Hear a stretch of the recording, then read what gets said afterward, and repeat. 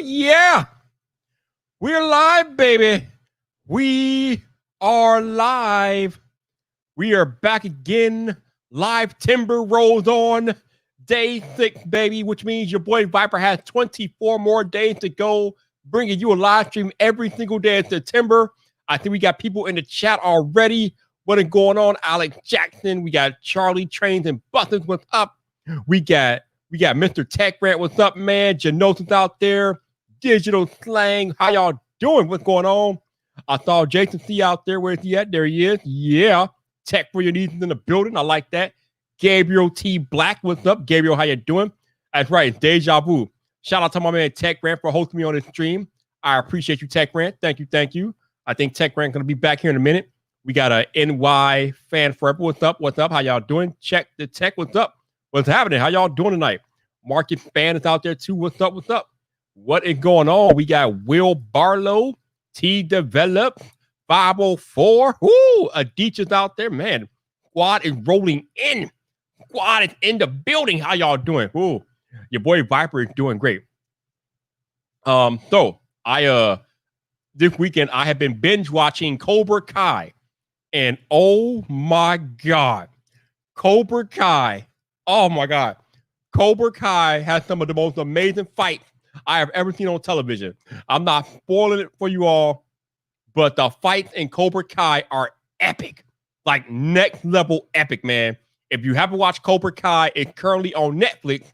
And I think it's still on YouTube original. So you can watch it on YouTube or you can watch it on Netflix. Either way, man, the fights on Cobra Kai are next level. What's up, Big House Productions? How you doing, man? What's going on? Jose Guzman, Sneaky Pete, what's happening? How y'all doing? What is happening, you all? Welcome to another day of your boy Viper going live. And let me bring in the man who's actually taking this challenge with me. We are both live streaming every day in September. So let me bring in the general of ranting himself, Mr. Tech Rant. Long time no see. Yo.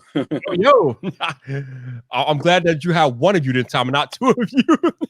Hey, look, I had to make it work for the stream. Otherwise, it'd have been way worse. No doubt, man. No doubt. Yo, like something, Cobra Kai, it sells a characters you care about. So when they fight, it matters, and the choreography is awesome, dude. I'm telling you, the fight scenes in Cobra Kai are biblical, just straight biblicality. My God, woo! Oh, we got a Khalil out there. What's up, Khalil? And Jose Guzman. Man, we got everybody in the cut. Appreciate you all joining me on this late night edition of VypNight. This is a holiday live stream, which means it's a free for all, baby. Anything and everything goes. Don't know who might roll up in here tonight. I don't know, but we'll see what happens with that. So, besides your issue with StreamYard, how you been doing, Mr. Tech Rant? Oh man, I've been doing all right, but between work and life and trying to keep up with this challenge, bro, I had a couple of days where I was just like, man, it's day 4. I got how many more days of this? Okay, let's talk about that, because obviously I didn't expect you to take up the challenge with me. I just wanted to do it to see if I could do it myself. And I'm trying to raise money for the next generation consoles and different things like that. But I was kind of surprised when you kind of joined in. So talk about your experience to go so far in the first 6 days of trying to go live every day, because I know it's hard, man. It's not easy. So the experience has been a weird one, because there's always that battle as a creator of, okay, which one's easier, which one's more fun, which one is more sustainable as far as doing a video every day, like sitting down, recording it, editing it, uploading it, doing the tags, doing the titles and all that stuff. Or is it easier or is it more fun to do a live stream? Mm-hmm. Now, one thing that I've noticed with doing the live streams versus doing the recorded content is, one, I mess up a lot less when I'm on a stream. Like when I'm recording a video, I have a ton of screw ups. I end up recording for anywhere between 19 to almost 26 minutes. Like I take it right to the limit with that record time. Whereas when I live stream, for some reason, I can go on a rant without really stopping or without really losing my place too much. and I'm perfectly fine with it. I don't even think about it. 35 minutes goes past without me even noticing. Whereas recording a video just seems to be like, it's just like an arduous task for me sometimes. Now that's interesting that you say that. Yeah. Because I feel like for me, it's harder to like it's harder for me to live stream every day as opposed to like sitting down and recording a video every day. I feel like I have more time to plan out what I want to say, and when I'm recording a video, usually the video is between 5 and 8 minutes, so it's not that long. But I've made the challenge to myself to be live for at least an hour every day this month, and trying to like keep up a conversation for an hour, even though an hour is not that long. I mean, when you don't have a topic like I don't sometimes, it can get real difficult real quick. I think that's kind of what one of the brilliant things that you have done. You have figured out like a central topic every day you've gone live this month, and I think that's pretty cool. I need to get like you on that level because I'm sometimes I'll turn on the camera and I'm him live and I don't know what the hell going on. So my thought was with this, I'm like, okay, if I'm going to live stream every single day, but I'm going to keep the live streams up. So I want them to be, watchable. I want them to be where someone can listen to it as they're driving.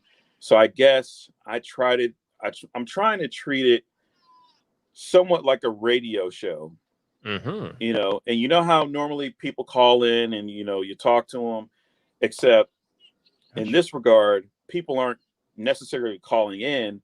They're participating by putting in their questions. And so by them putting in their questions and me answering the question, it's more so of that radio show type of feel. And plus, I have that input. Like, I'm the type of person where, like, I'm an extrovert. I'm not an introvert by any means. Like, I love being around people. I love talking to people. If I'm not talking to somebody, or if I'm not interacting with somebody, that's what actually makes me feel weird. I hate being by myself or being alone. So having that engagement is so much easier for me instead of, talking to a camera and I know that there's no one on the other end. Mm-hmm. That's a very interesting thing because it is like it's kind of funny because obviously when we're doing these live streams, more often than not, we're in a room by ourselves talking into a camera.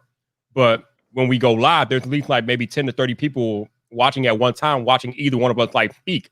So even though we're by ourselves, um, we're not really by ourselves because we're actually talking to people. So I think that's kind of an interesting dynamic that we have going on.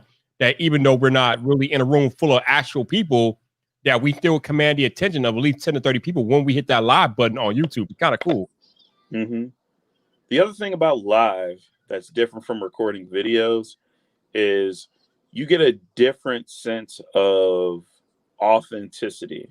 So sometimes when you watch videos, the perception that you get as a viewer, because I try and look at it from both sides, sometimes you'll say in the back of your head, well, this is edited and then they're not showing everything, or this isn't, they're missing this or they're leaving that out. Whereas if you're doing something live, that's more of that interaction. Just like if you talk to someone in person and you have that conversation, it's like, you pretty much have to be ready for anything. You have to be ready for questions.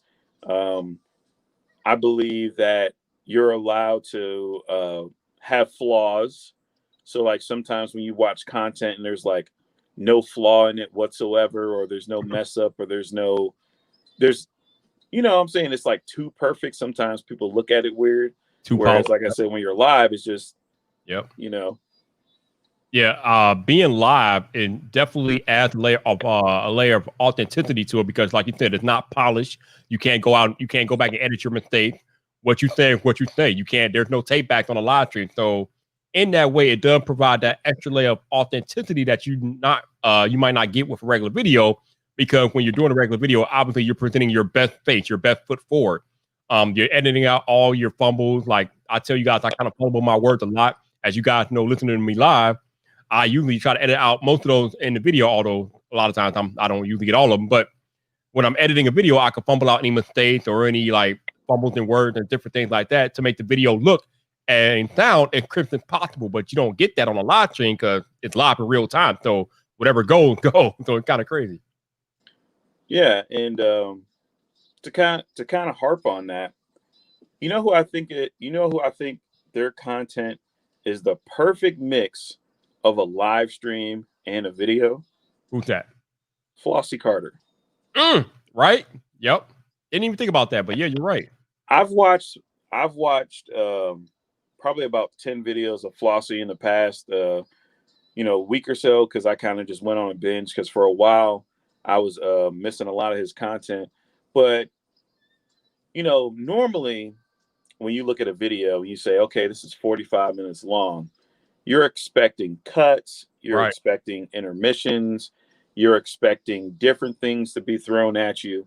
But when a person basically turns on the camera and they talk to you about a product for 23 to 45 minutes straight, yep, that makes you trust them so much more than someone who talks. I mean, this is no offense, but than someone who talks about a product for 5 minutes and it's 90% B-roll, and it's the same B-roll that we've seen everywhere else. Right.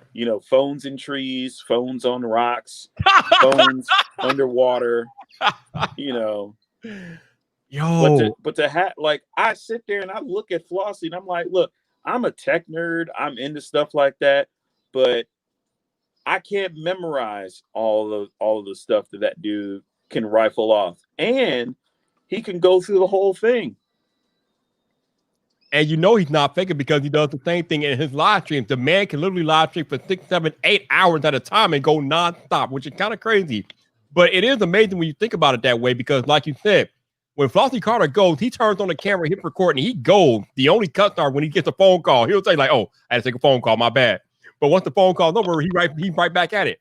Or if he has to go out and test the product in the street, then there's a cut there. But normally, like you said, when you are looking at a Flossy Carter review, there is no cuts. It is basically one take, boom. And to be able to do that is absolutely just amazing and mind-blowing. But again, the dude has been doing it for 10 years. So you would think at some point he will get to a level where, of course, he can like one take it, because he's been doing it for so long. It just, at this point, it's probably second nature to him. Right. And, everything lines up. When you look at a Flossy Carter video, when he put real review in his titles and you watch the video, you're like, okay, it's a real review. It's not someone just putting real review in the title and then, it's like a half-baked review, or they only left something out. Like, dude covers everything. Definitely. And I'd rather watch one of his videos than try to find the answer by going through 7 or 8 different other videos. Yeah, because he's going to cover it, definitely. Yo, shout out to my man Tech King Mike for the super chat. Thank you, Mike. I appreciate you. I was trying to get Michael here tomorrow, but he's not going to be. I was trying to get Michael here tonight, but he's not going to be able to make it tonight, which is fine. It's cool. We will definitely have to connect at some point, Mike, but I appreciate you, man. So thank you for the super chat. Also, thank you to my man Kraler May for the coffees, man. I thought of coffee. Thank you, sir. I appreciate you putting the coffee link out there. Although, like I said, for this month, I want you guys to super chat if you can, because I'm trying to build up all my super chat for my October check or whatever. So if you guys can super chat, that would be greatly amazing. Not saying that you can't buy me coffee, but this month more than ever, I want you guys to super chat me if you can. Like the ticker says, they are open, but they're not required. Like I said, I'm trying to build up this AdSense check for October. So anything that you guys can super chat will be greatly, greatly appreciated. But again, not required. But thank you guys for hanging out, rocking with me for the 6th day of live timber. I got my man Tech Grant in here. Probably gonna get the poets in here too at some point. And I mean, whoever else, if anybody else comes on here, I don't know. But yeah, man, we just rocking out tonight, hanging out for a little while. We'll see how long this lasts, and we just gonna do it, man. We just gonna see what happens, man. Yeah. What's up? I was gonna say the other thing I'm doing is, it's kind of an interesting thing. So I'm doing the live streams. I'm doing them every day, but I'm titling my videos and I'm putting tags in them as if they were regular videos. I need to start doing that. Yep. I just want to see what happens with it. Yeah, no doubt. And YouTube is starting to recommend live stream more, I guess. So you're on to something there. Shout out to Gabriel T. Black for the super chat. Thank you, Gabriel. I appreciate you, man. You are always in need. Every time I do a stream, I see you represent, man. Every time I see somebody else live streaming, you're in there, man. So shout out to Gabriel, man. Constantly supporting the tech community, man. I appreciate you, baby. Thank you. Keep it techie. What's up, man? How you doing, baby? How you doing, man? What's going on, baby? What's going on? Hey, Christian, stop, man. Stop, Christian. You've done enough tonight. Thank you, sir. I appreciate you, but you've done enough. Calm down. But thank you, man. I appreciate you, Christian. Thank you. Krayler made out here hooking the boy up, man. I appreciate you. All right, let's see. Janoson's got I got memberships too, man. Let me get that link out for you guys if you want to become a member. If you're on an Android device, you got the option, but if you're on an iOS device, of course, you do not have the option to become a channel member. So I'm going to paste this link in the chat if you guys want to become a channel member. There's different tiers. Just pick the tier that you want to join at and do that. It is a monthly recurring fee. So if you are interested in becoming a channel member, click that link right there. If you're on an iOS device, then you can do that. Again, not required, but just different ways you can help out if you choose to. So Tech Red. Yep. I've talked about this recently, but I haven't talked about this with you. So I'll talk about it with you. So we have sort of like a battle going on Twitter, in tech Twitter anyway, between Apple leakers. Like, obviously, Tech Red, when John Prosser put the information out there, people are trying to discredit him. But now we got the no-name Apple leaker trying to come out here and discredit John Prosser, saying he's wrong, this, that, and the other. So John Prosser has recently tweeted that, I think I know about a month ago, he tweeted that this week there will be a new Apple Watch and iPad unveiled in a press release this week. Now, other unnamed Twitter leakers have come out and said that no, that's not going to happen. There will be no new Apple Watch this week, this, that, and the other. Last week, more recently, Prosser have put out a tweet that Apple is doing something to their website on the 8th, which is, I think, it's on Tuesday. So at some point on Tuesday morning, Apple is going to make some type of change to their website. Now, we don't know if it's going to be new hardware or if it's going to be like an announcement of their iPhone keynote. We don't know. But Apple is definitely doing something to the website. So I'm interested, Tech Rant, to get your take on these unnamed Apple leakers trying to like discredit John Prosser, who has a track record, against these people who don't really have a track record. So, to be honest, my view on it is I look at it from a couple of ways. One, it's a easy way to kind of get your name out there if no one knows you. I mean, like if you're trying to, let's just say get your name out there just for people to even recognize you, then, you go at somebody that's well known.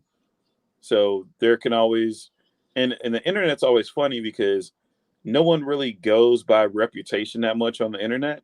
Whereas in like the real world, we want to know your credentials. We want to know your experience and stuff like that. But on the internet, pretty much anybody with a keyboard can instantly become an expert. So a lot of people are just going at John, one, because they're playing the game of averages of at some point he's going to be wrong about something, right? Like there's something that he's going to miss or it's not going to happen. And then someone's going to hit that button and see, he was finally wrong. And I was the one to prove that, he wasn't right about this one thing.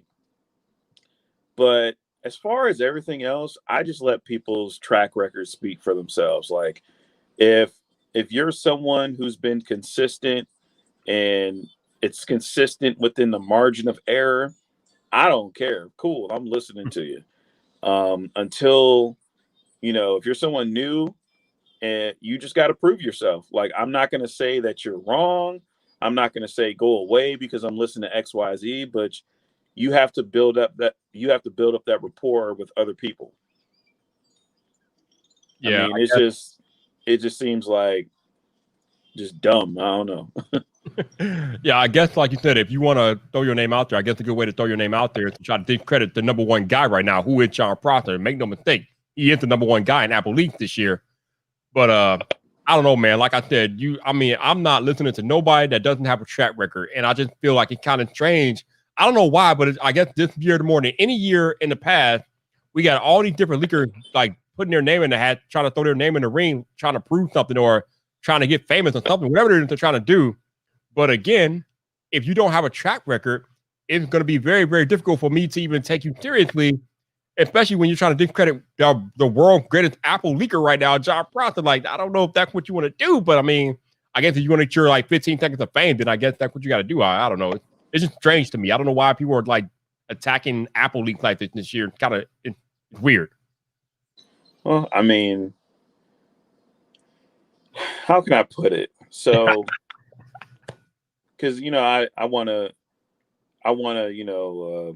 not go too in depth with it, but it's just like when in life, whenever you get to a certain level, right? At some point, people just believe you no matter what. And as far as John is concerned, as far as leaking, even though he has this amazing accuracy, he hasn't been doing it for that long.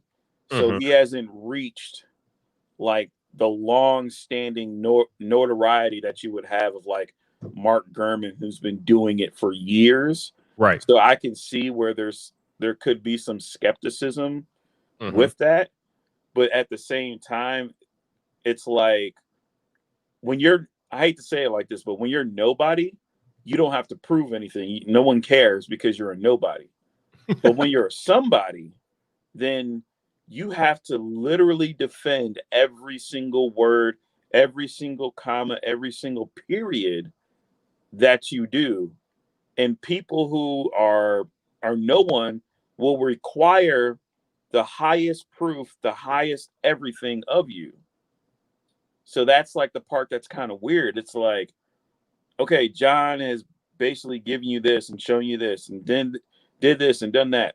And people below or who are in another spot, oh, that's not enough. I want more. I want more. I want more, more, more, more, more.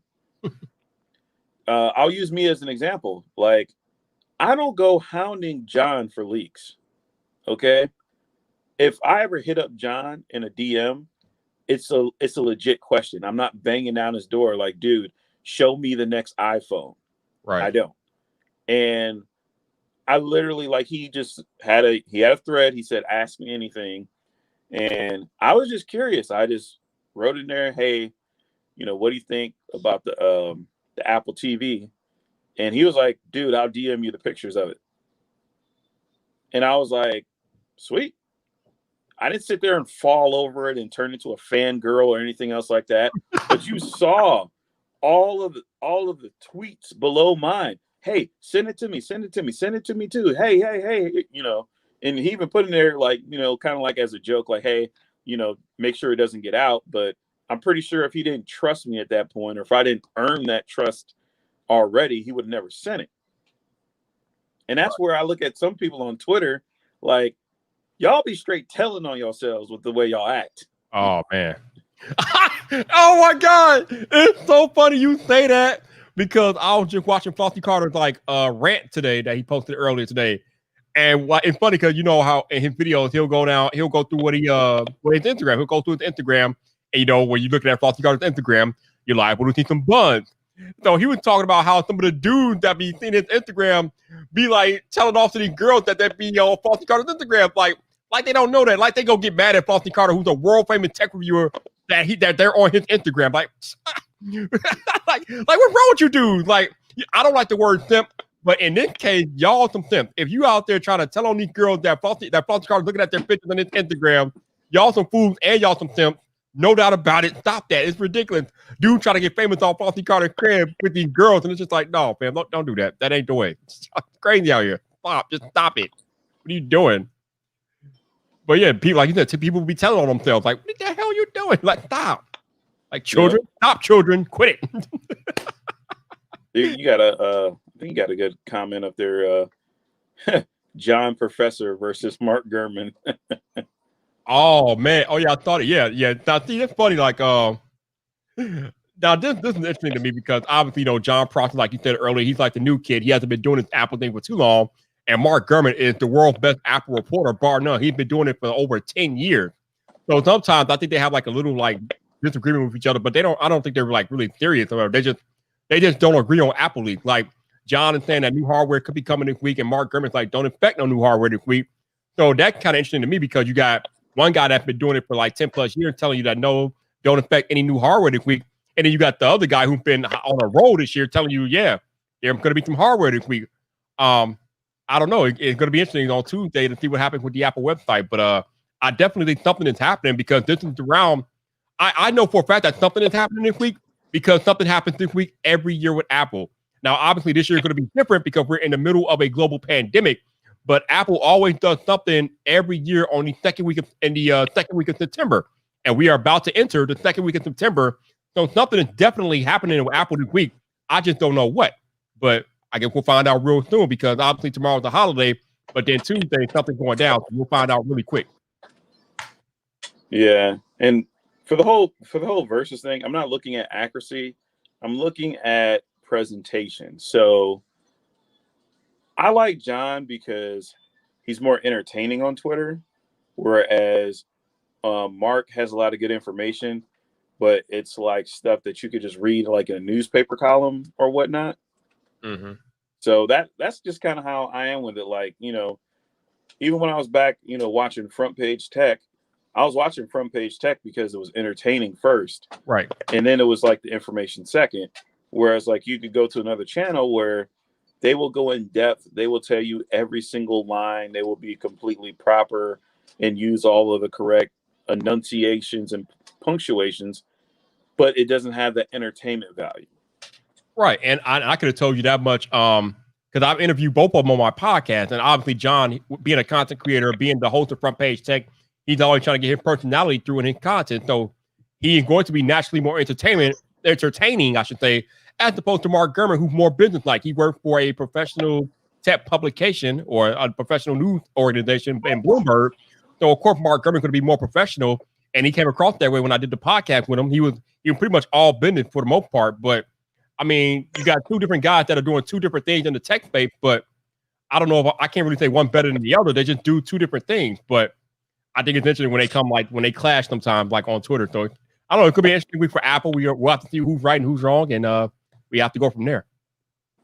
Yeah, I mean, not to discredit either one of them, but I kind of just got tired of leaks at this point. I'm just like, Apple surprised me because, one, there's that whole, we already knew this was coming. This is that, tech is boring. And I'm like, it's boring because you guys are opening up the Christmas presents before Christmas.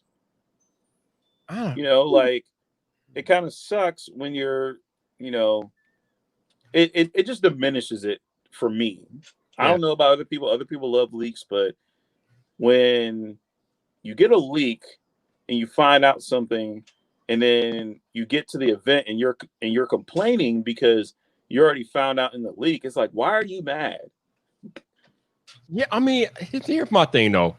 I don't really hate leaks. I kind of like leaks. I mean, I don't know. For me, I feel like leaks kind of give me like expectations as to what to expect for an event or throughout the year and things like that. Like earlier, like I think it was even like earlier this year or maybe even last year, there were reports that there's going to be a blue iPhone this year. The new color iPhone is going to be blue. So there were just more recent reports of there's going to be a blue iPhone this year, and we never really had a blue iPhone. I don't think, well, at least not in a while anyway. So it's going to be interesting for them to bring out that blue color. Will it happen? Maybe, maybe not. We don't know. Nothing is ever official until Apple announces it on stage at the event. But I don't know. I just feel like leaks kind of gets my expectations up to like of the possibility of what to expect at the event. I don't know. I don't know if I can say that leaks ruined the event for me just because there's always a surprise. There's never there's never an event there where I can't talk. There's never a tech event where every single thing is leaked. There's always at least one thing that you didn't know was coming that comes. It might not be something major, but there is always something out there that we don't know that they surprised us with because it's impossible to leak every single thing. Oh no, I agree. So like, if I were to break it down, let me break it down into two categories. So we have soft leaks and we have hard leaks. Now, a soft leak is where you're going to say, okay, the iPhone is going to have it's going to have a flat edge, right? Or you basically talk about something without going in depth about it, right? You just say a feature like, 120 hertz is coming, but you don't go in depth and break it all down and just try and leak everything out of it. So that to me is a soft leak. It creates enough intrigue, but it doesn't exactly ruin the film for you. Whereas a hard leak it's going to have flat edges. This is how thick it's going to be. This is what the taper is going to be. This is going to be the exact size of the notch, what the corners are going to look like, the exact screens. who they're coming from, where they're being made at, what the supply chain is looking like, the reason why, like, you know what I'm saying? Like, Yep. let Apple say all of that stuff, you know, because at that point, what's the point of even doing an event anymore, you know? And like I said, with the leaks, a lot, like, I guess this is where things get muddy, right? You mentioned expectations, right? Right. So if you get something that you weren't expecting, you're more forgiving of the fact that you got it without knowing the details than to know the details and have the expectation built up in your mind and have everyone else around you tell you how terrible something's going to be or how amazing something is going to be, just for you to get to that point and your expectation is let go, it's let down. You were told that this midnight blue was going to be the most amazing, beautiful blue that you had ever saw in your life. And then you finally see the blue, and just because of expectation bias, you're expecting the blue to look amazing. And then when it doesn't, you feel bad. Whereas if you did not know that blue was, like, last year, I did not know that midnight green was coming. Right? So even though I didn't like green and it's not one of my favorite colors, I was like, okay, cool. They're doing something different about it. Right. Whereas now, now that we know that midnight blue is coming, you got a whole bunch of people that are like, why don't we have product red? Why don't we have a red metallic phone? Why don't we have this color? Why don't we have that? The phone hasn't even come out yet, and people are having full arguments over leaks. Yep. Yeah, that is kind of funny to me. You know what's more funny though is that even though we have all these leakers out there and they are very good at what they do, Mark, John, EV League, On League, all of them, they're all good, but they can't leak everything. And the perfect example of this is WWDC 2020. I had no idea, and there was no leak prior to the fact that when Apple walked out on stage at WWDC 2020, that the iPhone would finally get picture-in-picture. I had no idea. There was no leaks about it. I had so many questions. I asked everybody about this before the event, and nobody had any information. They were not expecting picture-in-picture. But then Craig Federighi walked out on stage at WWDC, and he's like, yo, picture-in-picture. Oh, my God. Oh, yes. Yes. So even though we do have all these leakers out here, they don't always know everything. So there's always that element of surprise, like I mentioned earlier, that you may get. Now, but like you said, a lot of times they do kind of spoil everything because, especially the day before an event, especially Mark Gurman is good for this. Mark Gurman, the day before an Apple keynote, will come out with every single thing that's going to be in there for the most part. Now, he doesn't usually have almost everything, but for the most part, he usually has like every new feature, service, or whatever the day before a keynote. So my point is that even though there's a lot of leakers out there, they don't always know everything that's happening. Right. I don't know how I feel about those, because I don't want to seem like I'm dogging on anybody, but I just hate let me not say hate. I dislike the what to expect at the Apple event. I'm like, why? Well, just let me go into the Apple event and watch it. Like, okay, but you know why? When it doesn't show up, I'm like, hey, I was expecting this at the Apple event and it didn't show up. And I see so many people say that. They're like, because I remember last with the iPhone 11, this was the iPhone 11 Pro, there were so many videos of what to expect. And one of the features that was something we were supposed to expect that we did not get was reverse wireless charging. Yeah. And so many people said it. Yep. That when the event came out, and even after the phones came out, and I'm watching videos and I'm looking through the comment section, people were mad at Apple. Yep. Because they didn't have reverse wireless charging But the reason why they were mad was because someone told them expect this at the event tomorrow. But even though those people were mad at Apple, they had no right to be mad at Apple because Apple never told them that was coming. That was a leaker thing. And like you said, they had those expectations from the leaker. But as I just said, the leakers don't always know everything. Sometimes they're wrong. And that was definitely one of the instances where they were wrong. And like you said, people were mad at Apple for that, but that's not Apple's fault. I think John Prosser did a video about this one time where John Prosser was explaining that people are getting mad at Apple for leaks. It's not Apple's fault. It's your fault for infecting that. Right. And that's where, like I said, I respect what people do. You know, I respect people who like leaks and who want to do leaks and stuff like that. I just personally just choose not to, you know, fully engage or fully commit to a leak until the product has come out. And I'm also a very big proponent of until the product reaches someone's hands, I'm not going to call it crap. You know, you got people there's people out there right now just dogging 120 hertz, you know, the technology or the display or what Apple is supposed to use based off of the leaks that, you know, came out. I'm like, the phone ain't in your hands yet. If you were the one testing this phone out and you've been testing it out over the past, I don't know, 2 months, 2 weeks, whatever, then I will listen to you. But if you're just like, hey, I saw these specs on a piece of paper and I just magically know engineering, then no, I don't care what you have to say. Good point. First off, shout out to my man David for the $5 super chat. Thank you, David. I appreciate your support, man. Thank you. Secondly, time to get another creator here on the conversation. So let's welcome in my man from the West Coast, the Poet is here. What's up, man? How you doing? I am burning up. It's 115 degrees right now. Man, you're like, cooking out there, man. For real, man. No, I wasn't sure if I was going to make it. I was like, maybe I should just go to Venice Beach and like stream from 5G over there because it's literally 40 degrees colder in Venice Beach, and it's a 30-minute drive. You might want to go over there, man. Yeah, but then I was like, you know, sun is going down. It'll be dark, and the stream at night will be kind of weird. Your girl Deep Blue is okay over there. It's a little hot over there. I don't know. Oh yeah, right there.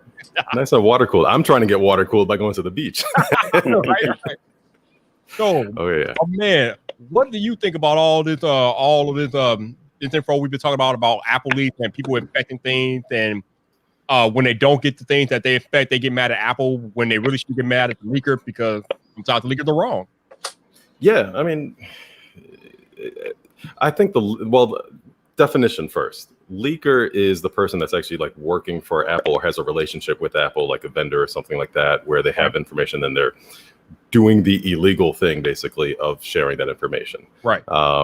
And so then a reporter or an influencer that gets that information, it's kind of on them if they want to share it or not, you know, or pass it around to somebody that is willing to, you know, put it out there and be that face of, hey, I'm the leaker, you know, type of thing, when they're not really the leaker. So, and then of course there's entitlements when it comes to like, hey, I didn't get this device and all these other influencers got this device and all that stuff too. So I don't know. I think people need to, as Flossy would say, calm down, you know, and, you know, just understand that no company is like 100% like key, like in terms of like a safe, like information is going to get out there. That's just how life is. So you brought up a good point. So let's elaborate on the point that you just brought up. Mm-hmm. You just gave us the proper definition of leaker. Mark Gurman, John Prosser are not technically leakers. They're technically reporters. They're getting the information from sources inside or around Apple. Well, I should say in and around Apple. Mm-hmm. So, like you said, when a John Prosser, when a Mark Gurman gets the information, they can choose whether or not to report that information.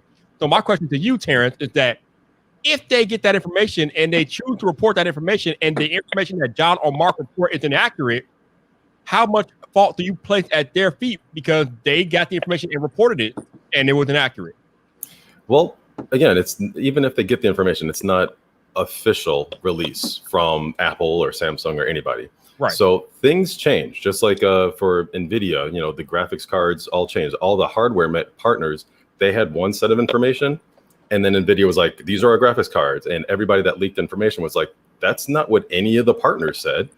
But this is what Nvidia decided to hold on to until the last second. So is it a fault? Honestly, I don't care because it's not the official information, you know? So things change. Supply chain, especially in 2020, supply chain issues are all over the place. Therefore, plans change last minute. Therefore, yes, a reporter of leaked information may say one thing and it may or may not be factual, but it's factual once it comes out official from Samsung and Apple and all that stuff. Okay, so if I understand you correctly, what you're saying is that if a Mark Gurman or a John Prosser reports some information or a leak that doesn't come to fruition at an event or in the future, we as an audience, as a viewing audience, whatever, we should be more mad at ourselves that the information is not true than be mad at John or Mark or even Apple, because like you said, the information is not official until it comes from the lips of Tim Cook or Craig Federighi or somebody from Apple. So if a John or Mark, if a John Prosser or Mark Gurman reports something that doesn't happen, then we can't be mad at John or Mark. We have to be mad at ourselves for having that expectation. And do I understand you correctly? That is 100%, because I mean, and companies have all the flexibility in the world to make the best products that's going to represent them, and therefore information is going to change. So that's just a risk of listening to a leaker to begin with. And then, of course, you know how we all are. We all get like hyped up of like, hey, this is going to be the next best cell phone ever because it's going to make my toast and mow my lawn, right? And then suddenly it only makes toast. It doesn't mow your lawn. And so you're mad, right? Mm-hmm. And so then you want to shoot the messenger when the messenger is really Samsung and Apple or whatever other company, you know, because they're the ones that are delivering it. And so, yeah, people need to calm down. You know? But you know better. People don't calm down. Like, no, they don't. They will get mad at a John or Mark or an Apple if a leak that is out there doesn't come to fruition because they don't know any better. They build up that expectation in their mind, and then when those expectations aren't met, they got to be mad at. They got to anger at somebody. Yeah. All John and the rest of the reporter leakers have are just to say, hey, this is what I heard. This is what I'm told is factual. Mm-hmm. And that's it. Yep. Past that, it's what is actually, okay, if this release date's going to be September 8th, okay, great. Let's all wake up early and get ready, have our coffee, and then watch the live stream of the released information. And then let's compare notes. What was actually, I guess, true, like what actually happened, and then what is off by a little bit, or what was just like completely wrong. That's fine. I enjoy doing stuff like that, you know, because leaking is kind of like looking at your Christmas presents like the night before, you know, and yeah, things might change. You know, you might say a swear word in front of your parents and then suddenly, nope, no presents. That's funny. I think Trent used the Christmas analogy earlier too. Oh yeah.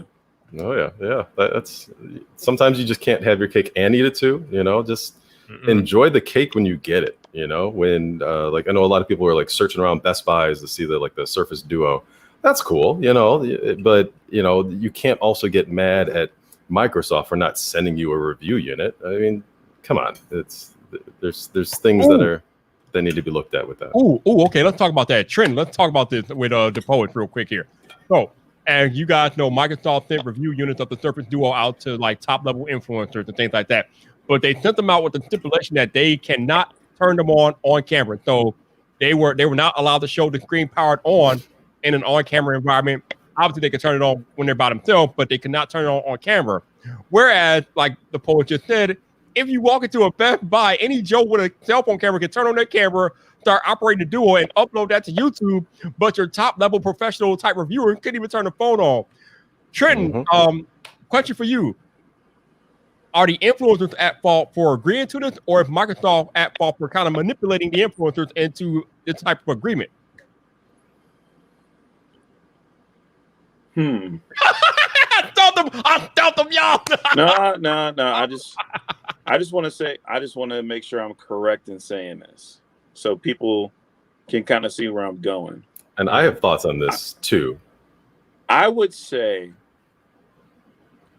I'm not gonna say it in terms of right or wrong because that's too much of a line in the sand to draw. I will say this: if Microsoft sent me the phone and they said that I could not turn on the phone, but I could show the phone, I wouldn't do it because that would be a disservice to my audience. Like, for me to basically get on camera and just show you holding the phone and me not using it and whatnot, that would be bad content for my audience, and I wouldn't do that. On the other hand, something happened in between the talks of, I don't know if it was deliberate or maybe somebody got something wrong, but there had to have been something that went wrong as far as a store having a phone with software on it, but influencers having phones that they're not allowed to basically turn on. Like, that just sounds like too weird. You're kind of touching on the point I wanted to make. I think Microsoft messed up. I think because it is a large company and they have a device that so many people had their kind of hands in, that they said, okay, this is our social media marketing department. Let's send it to these influencers. But our engineers and our high ups are saying, okay, it's not quite right yet, in terms of the software. They might need like one more update because they know some issues are there. So I think they said, okay, influencers, don't actually turn it on until this date because we're still working on some stuff. And I think they wanted to compete with the Galaxy Fold 2, at the same time. But then I think another department who's working with retailers like Best Buy are like, okay, hey, let's put these review units out early, just like we do with a lot of other phones, and didn't even think to communicate with the social media marketing division of Microsoft. I think something happened there. Okay, so there's like a couple of facets to this whole situation. Firstly, Microsoft obviously they sent out review units, and usually I know for a fact when they sent out these review units, they sent them out under embargo. And for those of y'all that are watching and not familiar with what embargo means, an embargo means that even though a company sends us a review unit or whatever the case may be, we have to wait to a certain date or time to like present that device on camera in such a way. Now, when Google sends me a Pixel 4 or something like that, if they send it to me under embargo, and they told me that you can do first impressions and unboxing video, but you cannot do a full review until such and such a date. So that is what an embargo is. An embargo is an agreement that we have between the company that sends out the unit and the reviewers that you can't do certain things until a certain date. So obviously, when they sent out these duos, they told these influencers that you cannot turn them on camera until such and such date. The other thing, though, is that if you are a reviewer and you know that you can't have this device on while it's on camera until such and such date, you still decide to do a video with the device powered down as a simple unboxing. Now, like VypNight just set up here, you don't really have to turn the video on for an unboxing, but I don't know if I've seen too many unboxings in my lifetime where you don't have a video on. Usually the video comes on as part of the unboxing. I mean, that's just par for the course. But at that point, if the influencer agrees to that embargo stipulation that they can't power this device on until such and such date, then either they have a choice to make. Either they could do an unboxing video with the device off and don't turn it on, or they can wait for the embargo list and do a full review or an unboxing or whatever, and they can power the device on camera after that date has passed or whatever. So, like I said, it's kind of multifaceted because even though I think a couple of people have been saying that it's kind of manipulation from Microsoft because they know the reviewers are going to take the unit regardless because they get the click. Yep. Also, it's on the reviewers. I mean, do you really want to do a video where you can't even power on the device, or do you just wait it out? I don't know. What do you guys think about that? That depends on the. Go I have ahead, a quick exception for that. Okay. If you're a creator who has been doing unboxings where you unbox phones and you don't turn them on and you purely just show what's inside the box, then it's fine because it aligns with your content. Okay. But if you're someone who unboxes a phone and you turn it on and you show the welcome screen and you go through that through all your videos, but then you do a video where you don't do that and then you don't explain it or anything else like that, that to me is like a disservice to the audience and it shouldn't be done. because you've already set that expectation. Like I would be upset. I'm sitting here watching the video and I'm like, all right, well, show me the rest like you normally do, and then it's just like, oh well, no, that's it. And you're just like, wait, what?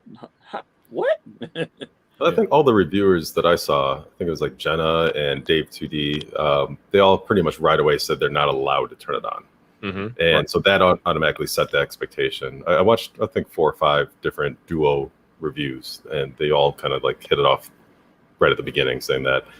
But playing devil's advocate, so taking Microsoft's side just for this conversation piece, they are coming out with a new device that has a new style of hinge that they're proud of, and a new form factor, which is wide, you know? So I think I understand why Microsoft wanted to show off the hardware aspect of it first, and then give reviewers time to understand the purpose of this device, because it's not a Galaxy Fold 2 where it's just like straight up Android on one screen. It's meant to be a workflow device, which I understand because me being an investment advisor, like in my day-to-day trade, I understand that Surface Duo is kind of marketed to me in terms of like how I would run my emails, how I use like the whole Office suite and everything like that.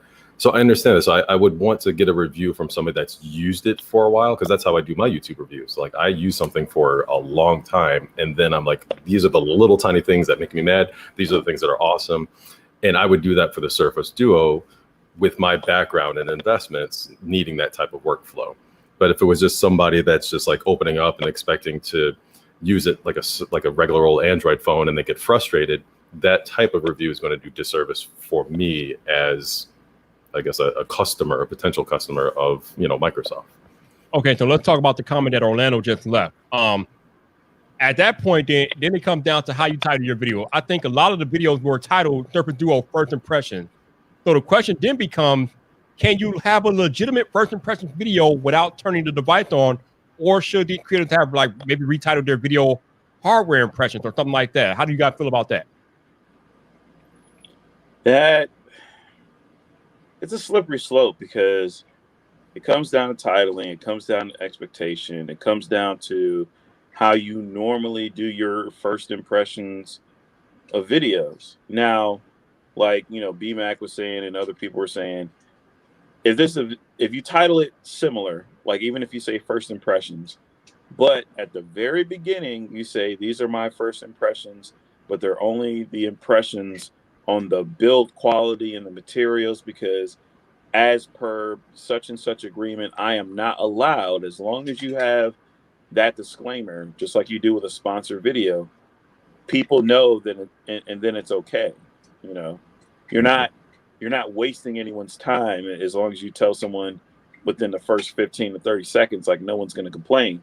It's only clickbait or people get mad when you let somebody in on what's going on 2 or 3 minutes into the video and someone's like, I could have just totally skipped this. Yep. Good point, man. Good point. About that intro. It definitely is about that intro, that first impression of that video to set the standard of what the rest of the video is going to be like. Yeah, Roberto, I said that earlier. Like they can turn it on, they just couldn't turn it on camera. So that's why I was acting like, can you like legitimately title a video first impression if you can't turn a video, if you can't turn the device on camera? I mean, to me, when you say first impression, part of that means that you're turning the device on and giving us your first impression of the device powered on. Otherwise, I mean, at that point, it's just a general unboxing video. I mean, I don't know. It's kind of weird. The whole thing kind of weird, especially when you consider that there are units in stores that people could just go to and play with and like do videos like that. But I don't know. It was just kind of a weird situation that Microsoft put the influencers in and things like that. But it is what it is now. I mean, I think tomorrow the embargo is over with anyway, so it'll be over after tomorrow. So whatever. Very, very, very, very weird. Very weird. Yeah. And YouTubers can get creative. I think like Tech Odyssey, he did a YouTube video. He just went to Best Buy and saw the Surface Duo. I did something like that with the Galaxy Z Flip in a way. Where I was at the Samsung Experience store, but also did kind of like a behind the scenes thing as well with some other YouTubers. So I mean, sometimes you just have to get creative if you're not on the good list by these manufacturers, I would say this. The interesting point is, one, like you said, with the agreement, if you agree to the terms set forth, then you have to honor those terms. Right. Also, just kind of, throwing that out there, just like a company sends you a phone and they pay for the shipping, like normally you're not the one paying for the shipping. They're paying for the shipping and handling and stuff too. I think it's still kind of fair game to say that if someone gets in their own car or an Uber or whatever, they use their own time, their own gas, their own money to go look at it inside of the store. That's a pretty equivalent thing for me. Gotcha.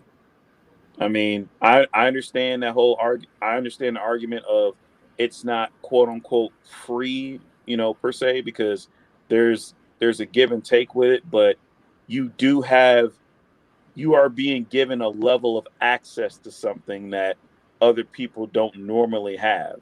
And I think a lot of times we take that for granted because it's so normal, like if you get to the point to where you're constantly being sent stuff, you kind of build up that expectation of this is how this works.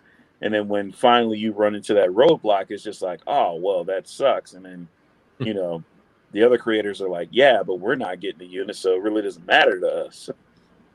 Right. It's all about perspective. Yeah. Yeah. Like you said, at the end of the day, it's about perspective. I mean, I don't know if I had a problem with it either way. I just thought it was kind of weird when I saw Marquette's video and he's like, I can't turn it on. I'm like, huh? You can't turn it on? How does that work? But hey, it is what it is. Like I said, at the end of the day, I don't think it's that big of a deal to me personally. But I just thought it was kind of weird when he put that video out there saying that he couldn't turn it on. But hey, I guess like Trent said, if you agree to that, then you agree to that, and that's what you got to go with. The only reason why it was a big deal is the natural implication of, if I'm not allowed to turn it on, something's wrong with it, and Microsoft is hiding something. I want turkey. Better take care of that, Daddy. Better take care of that, baby. All right, I'll be right back. Yeah, you got to take care of that video. In this situation, Microsoft was holding all the cards. I mean, they're really. Yeah, I think. What was anybody going to do? Yeah, somebody like other creators were saying, I think Microsoft was kind of being manipulative in a way because they know reviewers are not going to turn down that opportunity to get their hands on a new device. They're not going to do that. So yeah, Microsoft knew what they were doing. They knew what what was up. If Microsoft said all you can do is hold it and not even open it up, I mean, they could have done that. Right.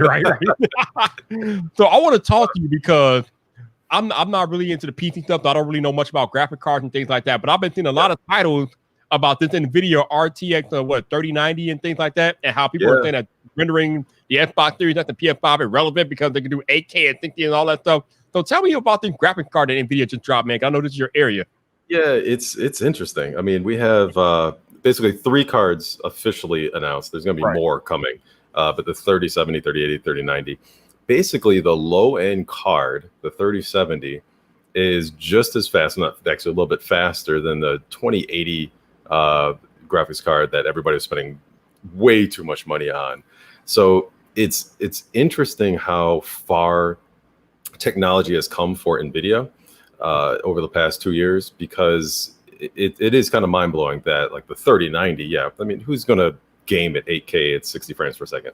Nobody. There might be that one person out there that lives up the street from me in Beverly Hills that's doing that, but no, but what the point of that is it's a little bit of future-proofing, because let's say you spend all this money on a 3090 that can do all of that, and then suddenly you walk into Best Buy in a year and a half and there's 8K TVs that are the same price as a really good quality 4K TV today.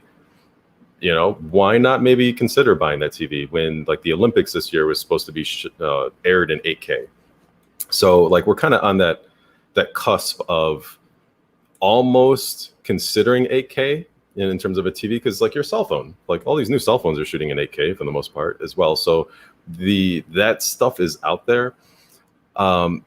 But I think the 3070 is that nice sweet spot for a lot of people that, one, they just feel like, hey, this is a nice opportunity for me to upgrade my PC because they have like an older video card, and now this 3070 is just like killing it compared to the 2080s and the 2080 Ti's out there. But then this 3090, it basically is like a Titan, you know, video graphics card. Like it's really impressive in terms of the benchmarks that they have released. Now, on my TikToks, because I'm doing more TikToks these days than YouTube videos, I'm constantly asked, like, am I going to get a 3000 series GPU? Am I getting a 3090? But I keep telling everybody, wait for the real world reviews. You know, wait for YouTubers and, you know, content creators to get these cards and say, hey, this card performs well in these games. This card performs well using Premiere and DaVinci Resolve and all that stuff. I think far too many times people are trying to keep up with the Joneses and just be like, hey, I'm dropping $1,500 on this card, and hey, look, everybody, I have a 3090, when they're playing Minesweeper, you know. So it really comes down to what is the right card for your use. But at the same time, the best bang for the buck for somebody that is just a pure gamer is going to be the PlayStation 4 or PlayStation, the new PlayStation and the new Xbox. I mean, there's no PC in the world that can match the performance for that price. And I'm a PC master race guy. I'm not really getting. Y'all hear that, man? Y'all hear what he just said? You just do the PS5 or Xbox Series at that price point. Y'all need to pay attention. Exactly. So I recognize value when it's there, and that 3070 video card, yeah, that's a nice value for that price. I think it's like $500 or something like that to get better performance than the 2080, which is amazing. But people also just need to spend time understanding what they actually use their PC for, and what the right video card is for them. You know, just like a processor, you know, which processor is best for you based on your uses. There's no reason to spend too much money on a, you know, computer. You can go crazy if you want, if you're an enthusiast, but keeping up with the Joneses will break the bank, unfortunately. Okay. Well, help me understand something. So like you said, there's 3 cards that got announced, the 3070, 3080, 3090. So the difference between those 3, is it something similar to like an iPhone 11, 11 Pro, and 11 Pro Max? Or yeah, basically. So figure if you wanted to play 4K games at 60 frames per second, the 3080 would be the way to go. All right. If you want to play, you know, 1440p games at like 144 hertz, easily the 3070 will crush that. And maybe do like 4K at like 30 frames per second. So like Microsoft Flight Simulator 2020, it'll probably run that at like 4K. If you want to mow your lawn and cook toast, get the 3090, you know. That will do everything for years. Now there is like somebody's mentioning like the VRAM differences. Yeah, there's VRAM differences. It really, the memory on the video cards, it is something to talk about, but like most games these days are only going up to like 6 gigs used. So when they're having like 8, 12, or it's like 24 gigs of VRAM available on these video cards, it's more about what are you doing? That goes back to my previous point. Like from Deep Blue here in my system, I have 64 gigs of RAM because I'm doing a lot more 4K video editing. And so I'm easily going to like 30, 40 gigs of RAM used. And then I have a Vega 64, which has been killing it, but it's time for me to upgrade it because I've had it for a couple of years now. So I'm looking at maybe the 3090 or Big Navi, you know, because AMD is coming out with a competitor as well. So if AMD comes out with something that's basically competing against the 3080 for 30% less, there's value there, you know, especially if it can do some really nice video editing in DaVinci Resolve for me. So I'm in no rush. Plus, there's going to be TI models that come out as well. So figure like Q1, I would imagine you're going to start to see these higher end 3070 Ti, 3080 Ti, 3090 Ti, which is like the XS versions, you know, of iPhones, you know. So, you know, very basically little things that make it a difference in terms of just maybe having more VRAM and like slightly faster clocks, and of course costing more.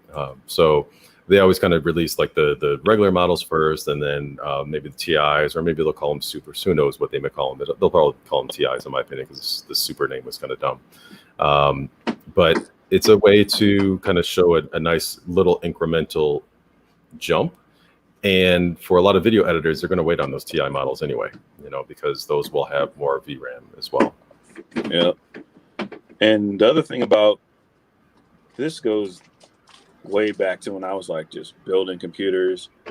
You got gear acquisition syndrome with computers, just like you got it with, you know, cameras and other stuff.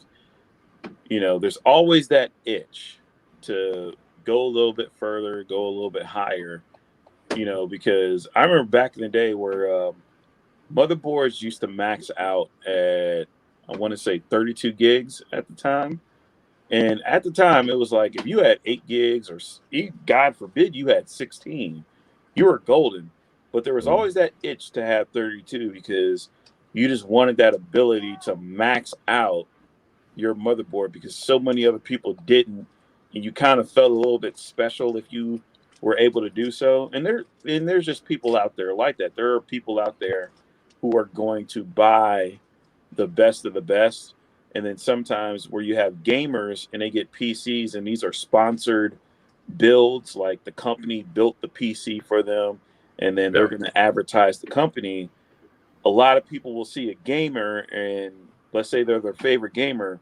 Okay, well, my favorite gamer uses this processor, so I need to have that processor. My favorite gamer uses Corsair Vengeance, triple dual channel, quad channel memory, so I need to have that one. My favorite gamer uses I think at the time when I was watching, it was the 690, and you need to have that. Whereas like nowadays, it's probably like the 2080 Ti or the 3090, as Terrence was saying. So that psychology comes into play as well. Also, another thing you have to take into consideration is you just have kids with money, okay? Some people go and they buy cars. Some people go and buy watches. Some people go and buy cigars. Some people go and buy yachts. Talking about language with the cigars there. Yeah, it's like what may seem like a waste of time to one person, like why would I spend $1,500 on a graphics card?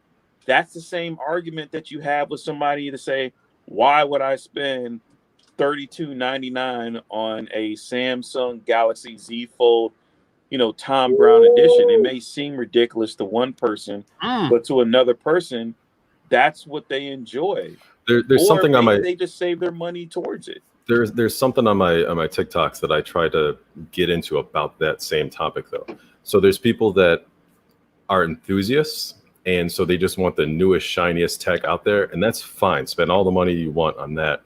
But then there's those that keep up with the Joneses, as I said before, that they're looking at the streamers that they are following every day and donating money to them all the time. And they're like, oh, they have the Lian Li O11 dynamic, XL case. And so I need that one too. And they don't know anything about PCs. They just know that this person has it.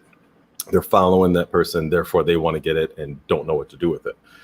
That's one of the things that I'm always kind of talking about on my TikTok videos of understand the hardware, understand what your actual needs are, because you literally could be throwing money out the window just to try to keep up and fanboyish or fangirlish for no reason whatsoever, when you could be having the same exact experience in terms of like fun for playing games or whatever you're doing for 30% of the money, that you would have been spending. And so I did a specific video series of noticing that, hey, a lot of these TikTokers that are streamers have the Bauer 11 Dynamic XL case. So I was like, okay, let me just go to Micro Center, grab one and show them what I'm looking at. Like, why is this either a good case or a bad case? And like really breaking it down. And I had hundreds of thousands of views on these videos. So it was ridiculous. People really wanted to know my take on this. And it's a great airflow case. And if nobody knows really what it is, doesn't matter. But it's very open, so some tempered glass, but great airflow. But the hard drive cages get no airflow whatsoever. So that was one of the first things I pointed out. I was like, yo, my hard drives, I got 9 terabytes in this thing and they're burning up. So I had to like reposition certain fans and get certain high static pressure fans in order to force air to go into them and stuff. So it's some of these things that people just don't understand. They're just trying to like follow, hey, this person has it, so it must be good. When the person that got it because they thought it looked cool, and that's kind of the downfall of people following others when, it's like the blind leading the blind in the PC world sometimes. So it's kind of funny. And I think that's why I'm doing so well on TikTok, because I'm giving information like how to overclock, how to water cool, how to use liquid metal, and all this stuff. And there's great conversations out there. And then it really makes me happy when people are saying, hey, which AIO all-in-one, liquid cooler should I get? And my own like followers are saying, oh, you should get this one because the poet said it was really good for performance and airflow and all this stuff, and gave like reasons why, not just because it's got like an LCD display panel and you're playing 3 times more because it looks nice with less performance. Yo, I thoroughly can relate to what Trent was talking about, getting something because your favorite creators get it. The reason why I have the Sony A7 III is because all of my favorite YouTubers were using it last year. I'm like, man, this camera is like, it's the one everybody using it. Let me try this one. So that's how I ended up getting my A7 III, because of what other creators were using last year.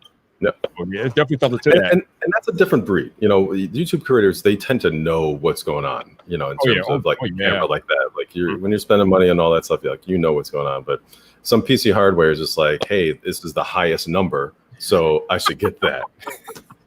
Like, okay, but you could have just been happy with one that was 5 numbers over ago, and you would have you couldn't tell any difference whatsoever in your own experience. So the same thing happens on Android. So there are a lot of people, including me. I do not know the in-depth details of the Snapdragon processors. I've read up on them. People have sent me some information on them, but it's like, okay, you got the A65, which is the top of the line. Then you got the 765. Then you have like a 730. Then you have a 640. And there's so many arguments that go back and forth between which processor you need to have inside which phone to do what or what not. But when you simply just put 2 phones on the table and you just say, use the phone, don't tell nobody what's in it, just use the phone. A lot of people get surprised by what's actually inside the phone when they use it. And that's the same thing with computers. Like, I have no idea why people think that i5 processors are trash.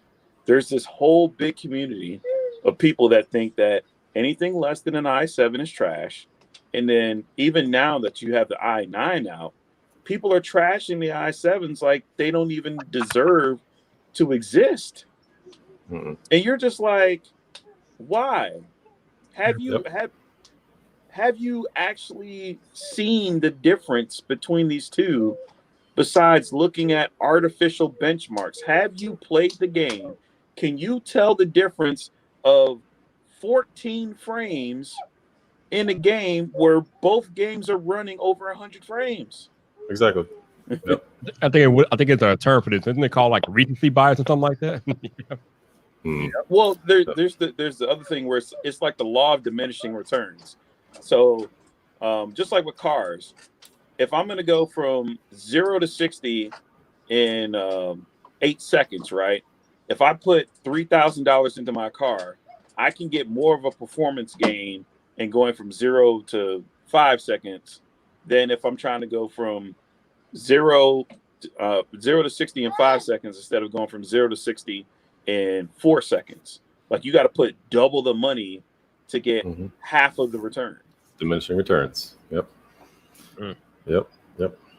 So, I mean, you got to always find out what the right hardware is for your needs. Like, I have a number of computers. One of my computers, well, it's in pieces right now, but it's an i3, 8th gen i3 processor, because that's all I needed for its task. It was a nice little backup for me to do some extra, day-to-day work. I just needed to web browse and like open Microsoft Word. That was it. So I was like, let me get an i3. I'm done. But then of course, video editing, 4K video editing is a different beast. So I went with a Threadripper 3970X. Because if I'm editing and rendering a video, it may take that Threadripper 15 minutes to do the whole render, where maybe an 8700K, 6 cores, 12 threads would take an hour and 45 minutes. So time is money. When it comes to stuff like that. Yeah. I mean, at the end of the day, it's all about doing your research. You gotta, especially if you are trying to consider buying an expensive product or whatever it is, you got to do your research to make sure you get the best product that fits you. Like you guys have been saying, you might not need the most expensive product in that category. There might be a more inexpensive product that will do exactly what you need it to do, and it will save you a few bucks in the process. You don't need to go to the top tier, the top of the top. But sometimes, like you said, people have FOMO, or they just aren't aware that they don't need the most expensive product to get whatever task they're trying to get done, because there are other products in that same category that are not as expensive that will get the task done for them. So it's just Mhm. all about doing your research and making sure you're getting the right thing for you and your needs, and making sure you have what you need, and you're not overspending on it. Definitely. Now, for that Galaxy Fold Z Fold 2 for the full name. I was about to ask you about that. Yep. So I'm like, okay, they want what, $2,000 for that thing? Yep. And I'm like, damn, if I'm going to spend $2,000, why don't I just spend like $3,500? Don't you do it. Don't you do it. And I only say that because I'm exposed to like Dior and like all these brands, because my office is literally half a block from Rodeo Drive. So it's like in Beverly Hills. So it's like I'm always exposed to this stuff. And then, you know, reality slaps me in the face because I'm like, it's 115 degrees out here. And, you know, maybe I should just like spend money on getting a better AC units, you know, for this place. And I don't know, but I'm intrigued by the Galaxy Fold 2 in terms of it almost doing what the Surface Duo does, you know. So from the previews that I've seen, like I like that split workflow where I can see all my emails on one page, and then like I can see the contents of an email on another. If the Z Fold 2 is really going to be like that with that style of Microsoft Office software, then I don't see the point of having a Duo then, you know, because then just get the Galaxy Fold 2. Because I need 5G. I love 5G. I don't care what anybody says. I'm a 5G addict. Because you live in a 5G area. Exactly. I'm gonna take advantage You of are that. in the minority. You are in the minority. Have you seen the color of my skin? You know what I mean. Yeah, I know you. But man, like, cause I'll go to like the Staples Center, like they call it LA Live over here in LA. I'll go to Venice Beach. I'll go to Hollywood Boulevard. Like I'm driving in my car and I have 5G on Verizon. Everybody knows I have Verizon because I'm in a Verizon commercial, you know.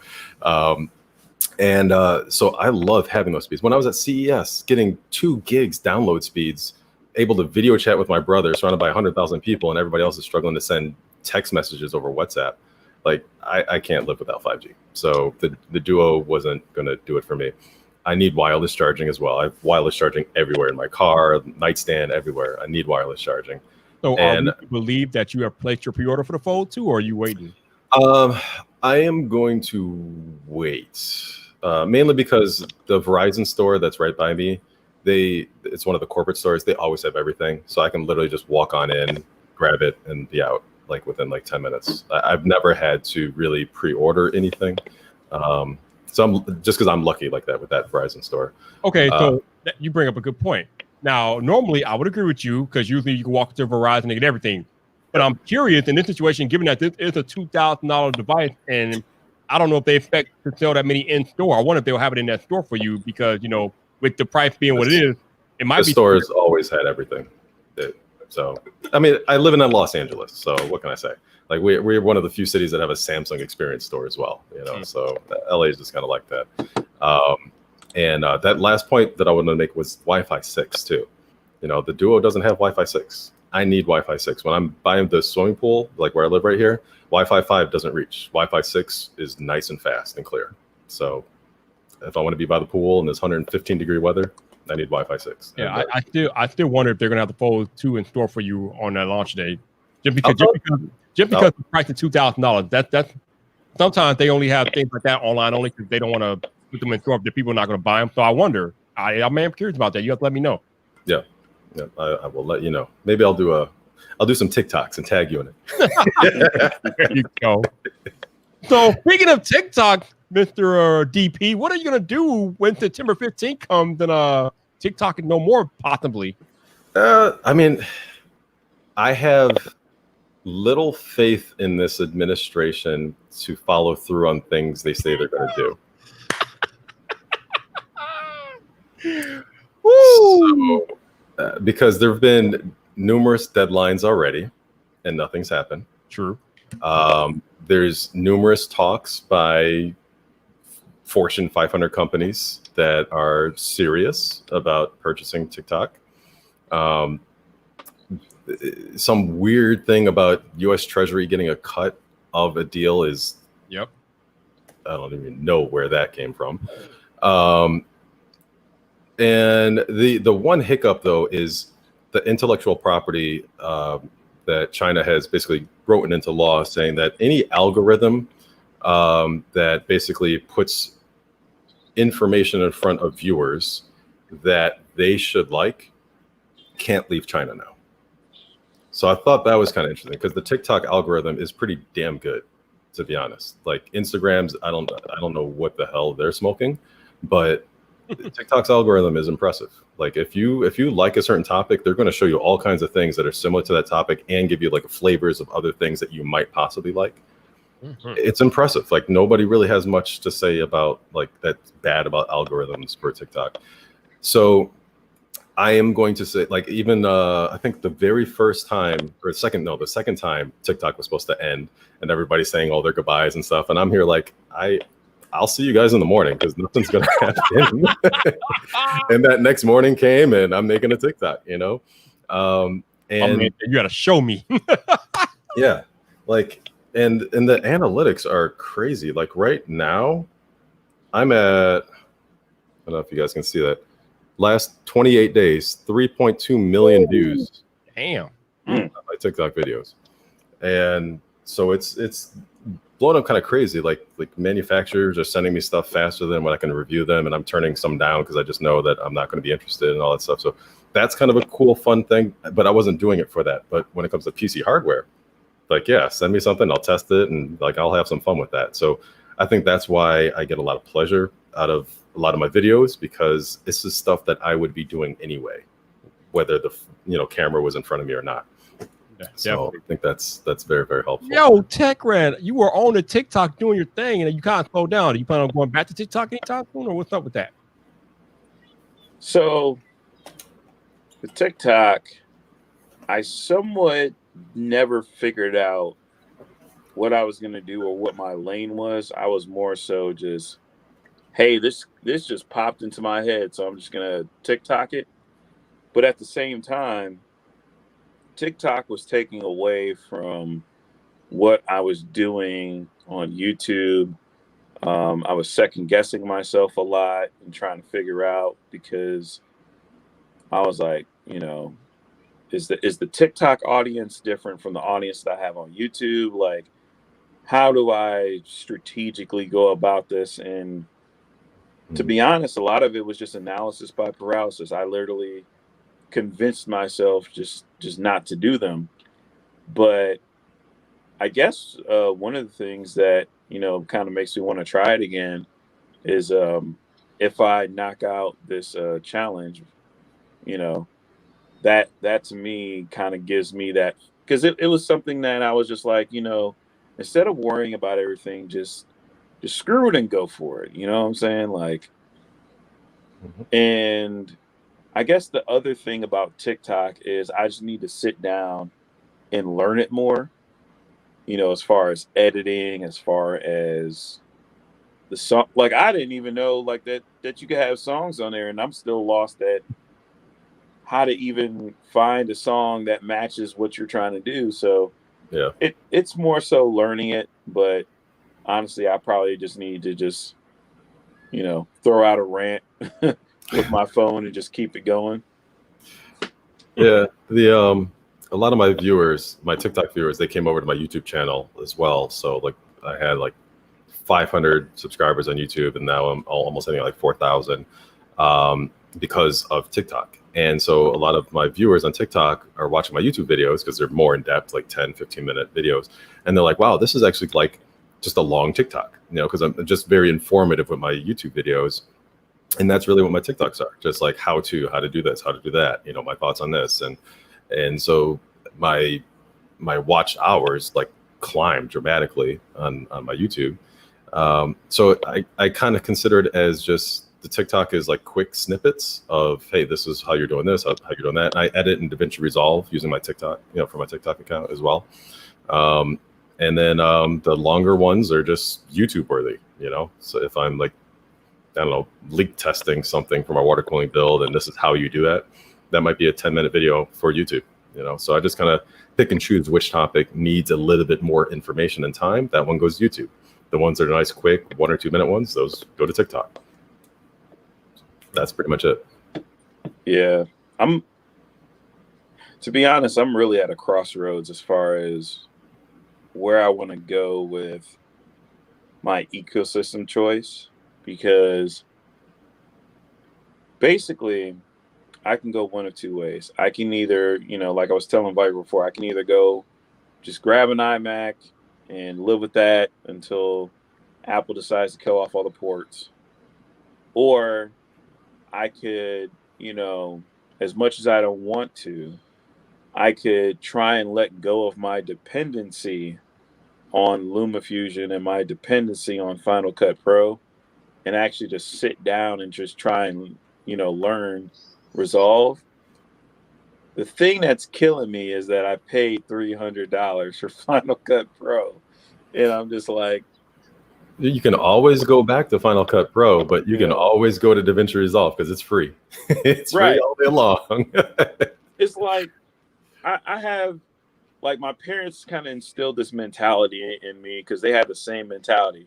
It's like once you spend money on something and you actually invest in it, it's like you just want to use it until the wheels fall off. Like, you don't want to sit there and invest more money into something else. And even though, like, you can get, like the free version of Resolve, for me to really edit, decently in how I want to edit, I would be forced to go ahead and spend money on my, 2012, 2013 gaming machine that has a 670 GTX in it. So that's just where I'm like, if it were up to me, I would own both. If I could raise enough money to own an iMac and have a gaming PC, I would. I'm just not there yet. So I'm trying to draw that line in the sand of which one do I commit to? Yeah. No, I get that. I actually just sold my 2015 iPad Pro because it was collecting dust. So I got rid of that. So that was my last Apple product. Sorry, Viper. So what you're telling me is that you're not living your best life. Not anymore. Unless I have that s'mores thing from Starbucks. Man.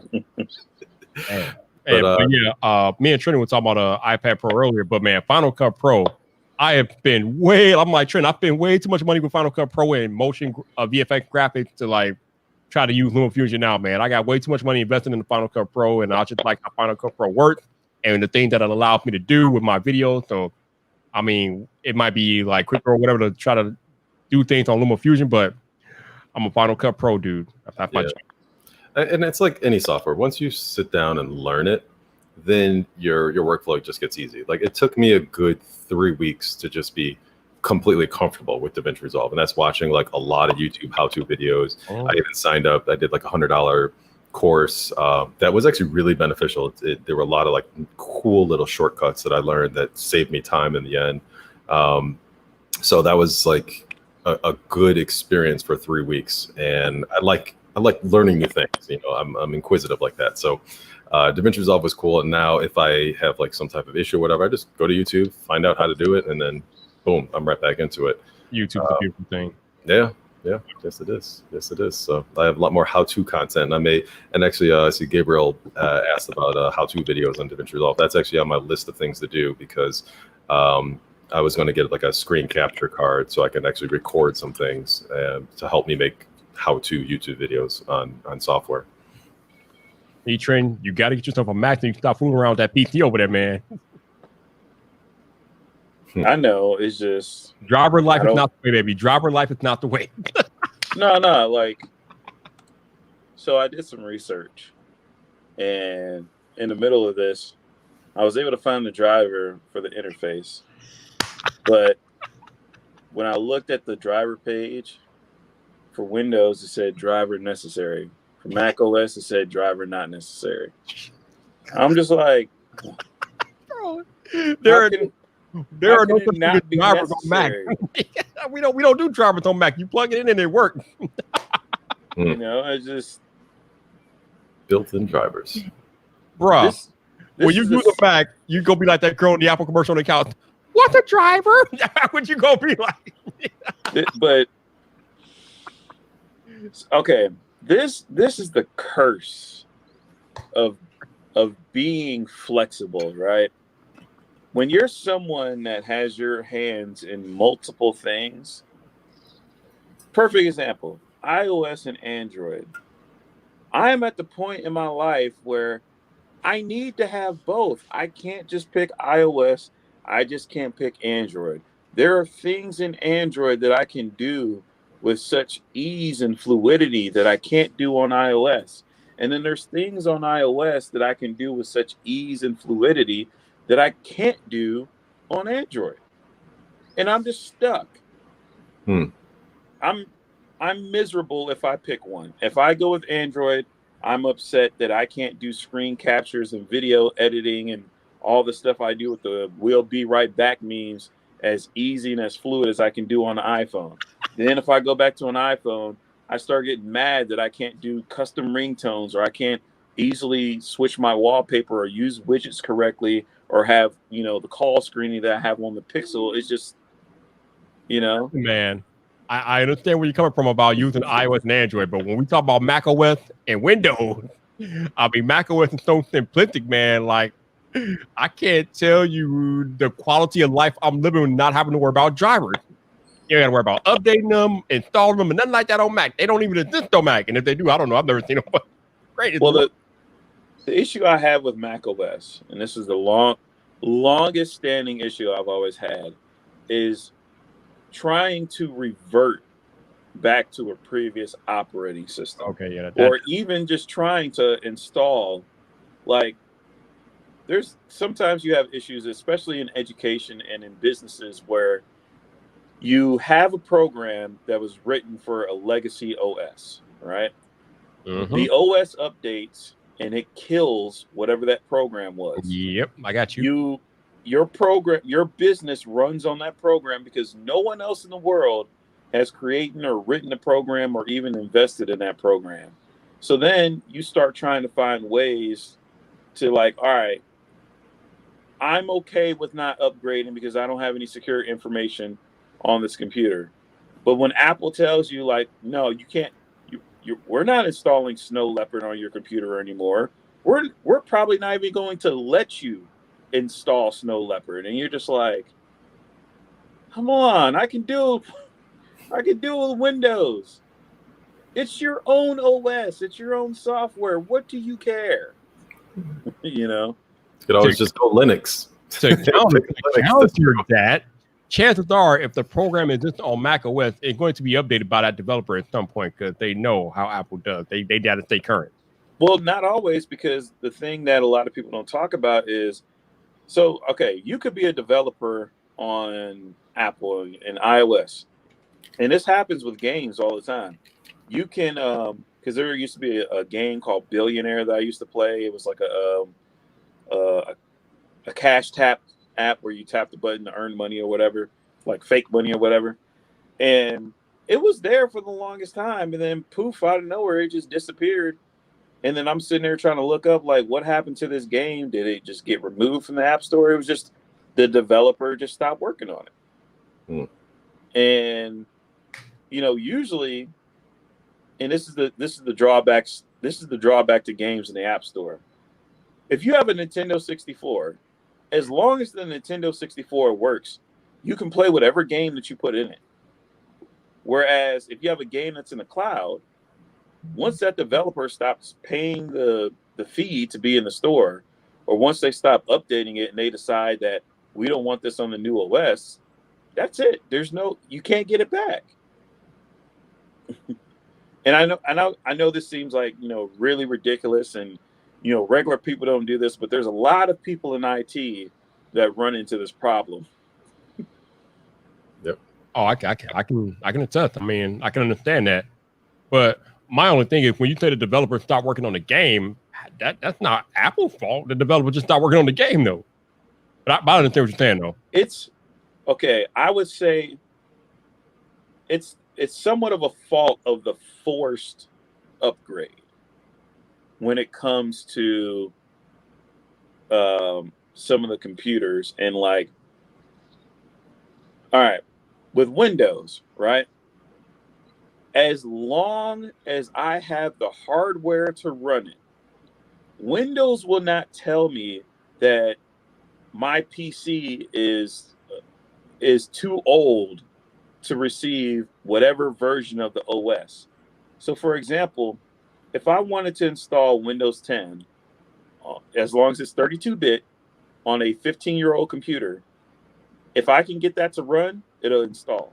Whereas with the Mac Mini that I own, which is a 2011, Apple tells me that I am not allowed to install Catalina on that Mac Mini. I have to go get at least a 2014, 2015 Mac Mini to install Catalina. That's the part that I kind of have an issue with as well, as far as what they control, as far as what you can do, even though, you know, you have a license or you have whatever, you know. Mm-hmm. And there were even times with certain Macs where if you were to go to restore a Mac, it was like, no, you need to have that Snow Leopard CD or we're not going to install it. And you're like, what? But you're installing Mavericks for free. You're installing, you know, OS Capitan for free when it came with it. But since my computer came with Snow Leopard, I got to go on eBay and find the original Snow Leopard. So it's, yeah. I got you. Yeah, sometimes Apple does make it to where you can't install older software on computers because for whatever reason they stop supporting them or whatever, and that's pretty much it after that.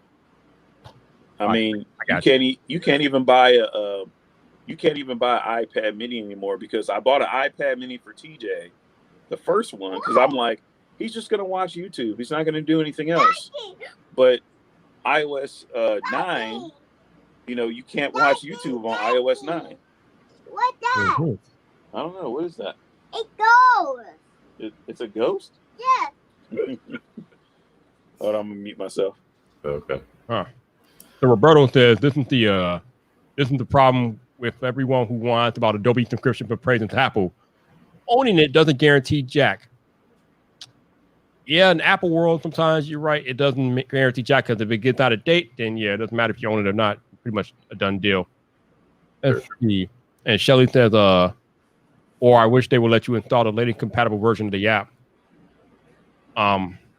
Yeah, there are things that Apple does, like that kind of screws you over sometimes when you are trying to upgrade an app. That's why a lot of people that have Mac, they don't always upgrade to the newest OS right away, because like Tech Grant was saying earlier, sometimes it renders your app that you need inoperable, and you can't afford to make that upgrade because you have to use that app.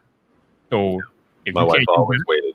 Yeah, she always waited to upgrade on Mac. So pro level people that use Mac OS, sometimes they will wait for all the bugs or whatever to be addressed in the latest OS update before they actually update. Because again, if you have a mission critical app that you need and an update messes up that app, that you can't afford it. That's money out your pocket. So like you said, they'll wait until the update is safe and then they'll go ahead and update. But yeah, that's definitely an Apple thing. More definitely.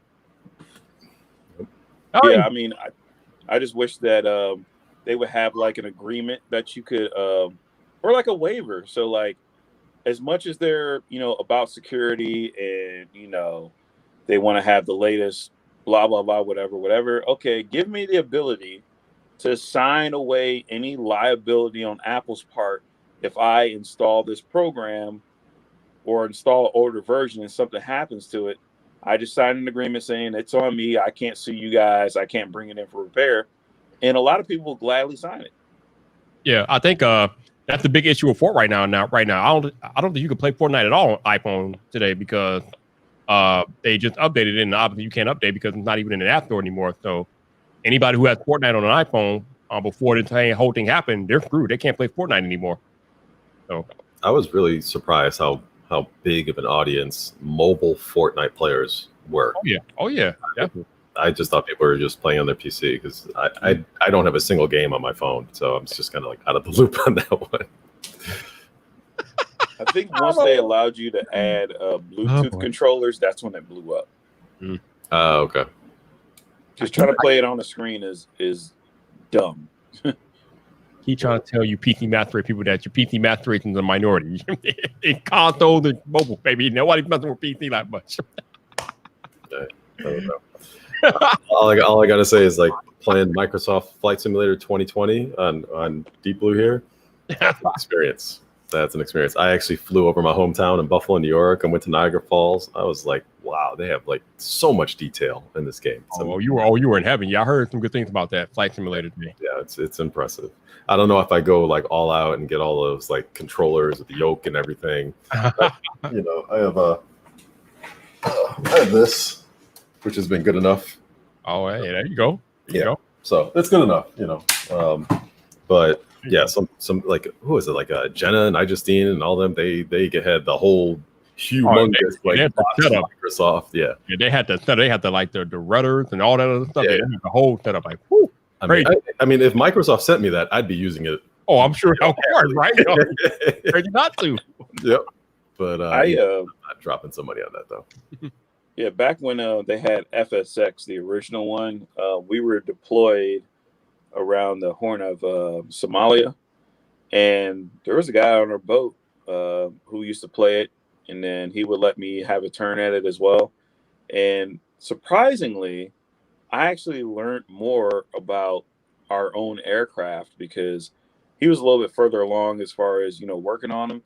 But after going through that simulation and because he downloaded the Sikorsky SH-60B aircraft, okay. And I started using it and doing the controls and going through the same startup procedures that the pilots did. I'm like, man, I have a new respect for pilots because there are so many things that you have to know and activate and do before you even get off the ground. Like, people think planes, you just stick a key in there and you start up and go. It's like, no, there is an entire checklist. Yeah. And even just flying, like I'm at the point now where I can take off from one airport and actually make it to another airport without using the GPS. So I'm like really proud of myself for that because you basically using the compass and stuff and like what direction you're supposed to go into for how long. It's pretty cool. And then the Flight Simulator 2020 kind of teaches you how to do that as well. Wait. There are people out there that think that you don't have to do much to fly a plane. Oh my God! Wow. You would not believe. Oh, boy. You would not believe the level of ignorance when it comes to aircraft tolerances.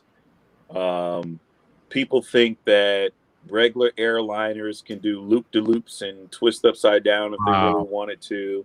There are a lot of people out there that do not know what overspeed is when it comes to a plane.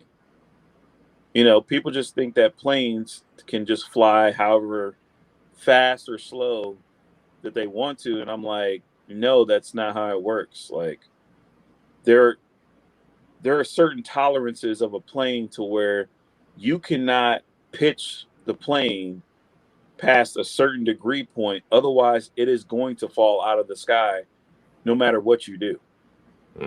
People and that's are really been shown before. Really, yeah. People. I mean, I'm not gonna even pretend to know what it takes to fly an airplane, but I'm pretty sure it's a lot more complex than what an average, ordinary thing that needs to happen happens happening. Like, there's a lot that goes into flying a plane. Like, it's just not no. Yeah, it's people are crazy. You know what was really easy was when I jumped out of a plane. That was pretty easy. Oh Lord, you're just going in one direction and then you open your chute. You know what, Trent? Let's talk about something because Trent, if I'm not mistaken, you are an actual FAA certified drone pilot, correct? Yes. And I remember, I think I was having a conversation with either you or somebody else a few months ago about how there's a lot more things, or there's a lot more trouble that drone pilots or FAA regulated drone pilots can trouble that they can get into, as opposed to somebody who's flying a drone without a license.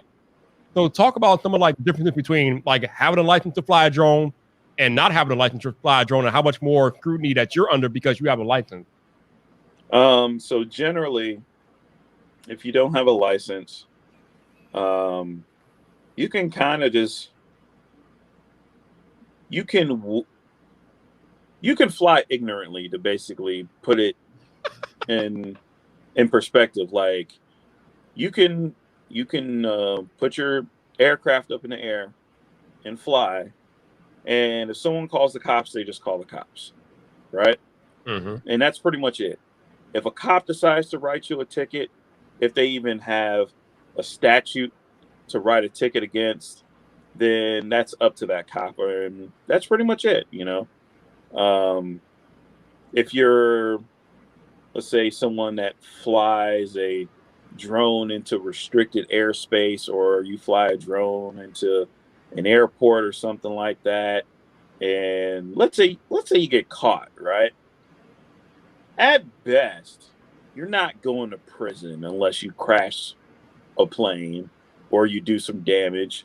You'll usually get your drone confiscated. You'll get yelled at. You might get a fine, but that's about it.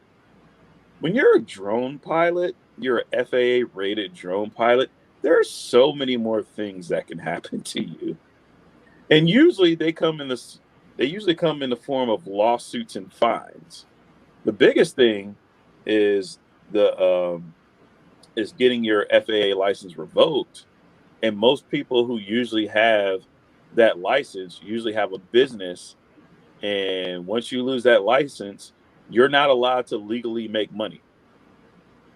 Because if you are a FAA drone pilot and you need that to make money, the FAA basically states that you cannot charge people money or charge people for services without that license. And not only do you have to here's the complicated part. Depending on which state you're in or how anal somebody wants to be, you have city statutes that you have to look up. You have to look up certain state statutes that they put in place. You also have to worry about whether or not you're over a natural park or a protected land for animals. And then you have the federal regulations to deal with on top of that. You have to be cognizant of aircraft flight paths. They have these things called NOTAMs that you can look up to see on aircraft restrictions. You have to be cognizant of whether or not they're going to be doing fireworks.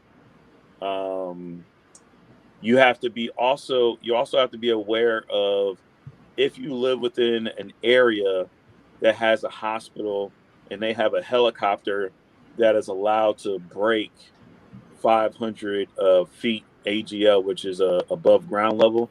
Usually with a drone, you're restricted to 400 feet, and then helicopters, they can go as low as 500, especially like emergency ones or whatnot. I kid you not. I was flying my drone one day, and I was at the legal height. I heard a helicopter come screaming out of nowhere, and it was a police helicopter, and they were chasing somebody, and they were low, and I had to instantaneously bring my drone straight down because I was afraid that my drone was somewhere, because you can't tell from the ground, but I was afraid that my drone was around that same area. And the helicopter came out of nowhere. But as a drone pilot, you deviate to aircraft. Aircraft have the right of way. You don't have the right of way. If you're flying your drone and an aircraft comes out of nowhere and it hits it, it's your fault. It's not the aircraft's fault. So it doesn't get that extreme, but it can.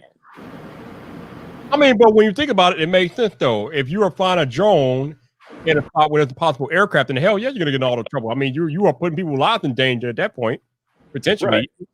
Even though it might seem unfair to the drone pilot, but it makes perfect sense to me, more or less. Drone pilots safe on the ground. Those people are in the air. Yeah, but that's the thing. Right.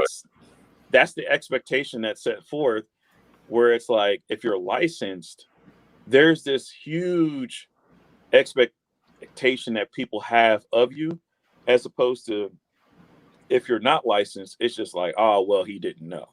Yeah, it's funny, like Orlando theme park, you put in chat, there was some idiot trying to fly a drone over Disney World, and which is restricted airspace, and they just got to go home warning. So yeah, like you said, I guess when you're not an FAA regulated pilot, you can have more. It's funny that when you're not licensed, you have more leeway than somebody who's actually licensed. That kind of blows my mind.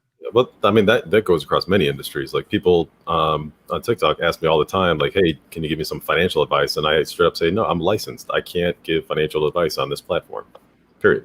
If I wasn't licensed, yeah, I can give my 2 cents all I want. But the liability is on me, because then I'm perceived as, well, I am the expert, so people can start investing and then lose all their money because they didn't understand what I said or anything. And then suddenly I'm sued, So yeah, same thing as licensed drone pilots. That makes sense. Yeah, like if you go on YouTube and you get if you go on YouTube and you give financial advice and you do not say the disclaimer, these are my own thoughts, this isn't advice or whatever, your channel can get taken down, you can get sued. So many bad things can happen to you, and that's just on YouTube. Whereas someone can go on Twitter and say, Dogecoin to the moon, invest, and there's no repercussions. Yep. The last few months I've been prepping for my financial YouTube channel that I'm going to be launching soon. And, I'm working hand in hand with my firm, to make sure everything I'm doing is legal, compliant, all that stuff. And it's not as easy as me just saying, okay, let me hit record and go to town and put out a tech video. Like, no, it's night and day different. And so I'm not going to be releasing a lot of these financial videos because it takes a lot of work and a lot of hands go involved to make sure that I'm not going to be thrown in jail. Long story short, so there's a lot to it. My man said, I'm not going to jail for y'all. Y'all got to figure it out. But I'm happy to show you, some good information and, help people with their financial lives. But it's only going to go so far because everybody's situation is unique and different as well. Definitely. Yo, Tech Rand, you made a proclamation recently that you are not buying any more iPhone Pro models. So this year you're buying an iPhone 12 or a 12 Max or 12 Plus, I should think. Those are the regular models. So could you please explain to the people that are watching or listening, why is it that you are no longer buying any iPhone Pro model? So for me, when it comes to spending my own money, okay, if my channel was earning enough revenue to where the channel would pay for the device, then I would get whatever device and I wouldn't care about it because the channel is paying for it. But when I'm going to work and I'm using my own money, if I buy something, unless there is a significant measurable difference or return on performance, return on investment or whatever, then I'll buy it if it's there. But if it's not, I don't want to buy it anymore, because I went out and I got the 11 Pro Max. They sold me on the 200 million contrast ratio, XDR, cinema movie display, blah, blah, blah, whatever. They sold me on the stainless steel being stronger, more premium, more rigid than aluminum. They sold me on having a telephoto lens, and they sold me on having OLED over LCD. Now, everything that I do with my iPhone, the 11 Pro, I can do on an iPhone XR. Every single thing, and I maybe just have to sacrifice a little bit of battery life. I can edit 4K video on an iPhone 11 just as well as I can edit on an 11 Pro Max. I can record video at 4K 60 just as well as I can on 11 Pro Max. I can upload to YouTube just as well as I can on 11 Pro Max. Pretty much everything that the 11 Pro Max gives me is vanity in terms of everything else besides performance. I cannot see a difference between an A13 with 3 gigs of RAM and an A13 with 4 gigs. I can't tell. I can't pick it up. If the difference is there, the difference is minute. And the other thing I noticed, because I was on Samsung's website and I was playing around with trade-in values, the fact that you can go out and buy an iPhone 11 Pro at $1,000, but yet you can go get an 11 at $699, but the trade difference between the two is only $100, but the retail value between the two is almost $400. Nah, I don't want to do that anymore. And now the fact that it's come out that the iPhone 12 is supposed to have OLED screens across the board, and that closes the gap even further, I don't feel like owning another Pro model just to say that I have stainless steel. Understood. I mean, because at that, like I said, it's most of it is vanity points. Stainless steel does nothing for me because I put cases on my phone. Going back to what I was saying before about PC hardware, you're getting the right hardware for your needs. If you're not going to see much of a difference spending $400 more, why do it? Right. And it makes sense. The way I look at it, with the PC is it's like if I took a Threadripper and I put it inside of an aluminum case with a plastic window, it will operate the same pretty much as if I were to take it and put it inside of a tempered glass case. Mm-hmm. The tempered glass case costs more. It's more premium. It looks nicer, but the ultimate performance is deemed by the CPU. Yep. Heck, there's some people that don't even use cases. They just have it on a little test bed system. It's all open, and they're happy with that. They have to dust a little bit more often. But yeah, it's like, dude, I look back and I look at how much I spent on this phone, and I'm like, if I just would have not done that, people say it all the time, I could have had an Apple Watch, an iPhone, and an iPad for what I paid for the 11 Pro Max. And it's just one thing.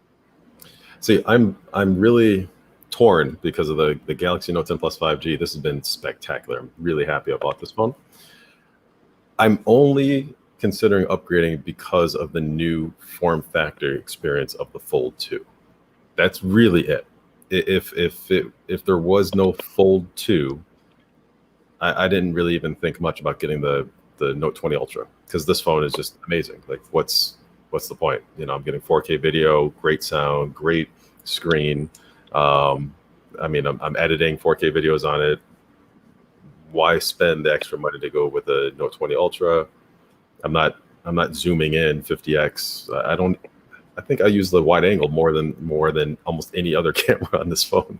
So I guess I'm kind of living like what hardware is best for your needs, and past that, is it just spending money to keep up with the Joneses? But I am an enthusiast, so that's why I want to try the new phone. Have some fun with that, and hopefully it lives up to the hype. Montreal did the same thing I did. He had the Note 20 Ultra, but he put it back in the box and mailed it back into getting the phone too. I did the same thing, man. Rough out here, man. Rough out here. We gotta do what we gotta do out here. Yeah. Oh, now, if you had like the Note 9 or something, okay, sure, get the Note 20. But going from the 10 to the 20, I think. Yeah, I had both the 10 and the 20. I definitely would say if you have the Note 10 Plus, you don't need to upgrade to the 20. Not at all. Yeah. Don't do that. So shout out to the 40 of y'all that are watching the live stream tonight. Thank you guys for hanging out with me, Tech Rant, and DP over here. I appreciate you guys rocking out. As I told you guys earlier, super chats are open but not required. We are in the midst of Live Timber. Your boy Viper is going live every day this month, as well as our buddy Mr. Tech Rant. He is also going live every day this month, so make sure you guys check out his channel. He is legit. But yeah, if you guys want to super chat, feel free, not required, but anything that you're willing to contribute, greatly appreciate it. So thank you guys for hanging out on another late night edition here of VypNight, man. We're just hanging out and chilling. So what do you guys plan for the holiday? Anything special going on? Sitting next to my AC. It's 9 o'clock and it's 101 degrees outside. That's a good look, man. That's a good look. 101 at 9 p.m. Ooh, that's rough. That's rough. I'm pretty much just gonna hang out. I'm trying to choose between one of 3 different topics for tomorrow. Because I kind of want to do a chill stream, but I kind of want to keep the momentum going of first 30 minutes cover a topic, then kind of get into the questions and answers, but kind of, stay on topic with it. But this is the other reason why I will never be, what's the term, a minimal person, a minimalist or whatnot. Yep. Because I need to have fail safes and redundancies and stuff. So like what happened earlier, I had no idea that my Scarlett was going to go out or just act funky. Like the microphone's been working, but what I'm really missing right now is having like a backup blue snowball that I could just plug into the USB and it's going to work. you know. And probably if Micro Center is open tomorrow, I'll just go up there and be like, hey, let me grab a blue snowball for, you know, $50. But at least it's a backup microphone I can have, because yeah, I can't do that. I can't live that life of, you know, I'm going to commit to doing a whole stream every single day, but not have a backup plan for it. Because literally what I did earlier was just me piecing together something to even have a stream. The fact that I had to take my iPhone and then still use my desktop with my camera and have two versions of myself, one coming from the iPhone audio and the video coming from the camera, just to get a stream going is a bit crazy. Was it in sync? Yeah. Oh, nice. Okay. You know, that was, like I said, that was just me pulling a rabbit out of my hat, but I really wish I would have had that $50. He literally MacGyvered it earlier tonight. He MacGyvered it literally. I like that. Yeah, I'm using the Fifine K67, and it's a review unit they sent me. I've been really happy with it overall. It's USB, so plug in, everything sees it right away. Quality's been pretty good. I mean, let's be serious though, y'all. Let's be serious. Does it really matter what microphone he's using? Y'all hear that man's voice? Does it really matter what microphone it is? I mean, whatever a microphone he's choosing to use, he's gonna sound something like this. I'm just saying, y'all. Well, it all depends on the background music as well, because if I'm playing the right music, then the stream may turn left. And then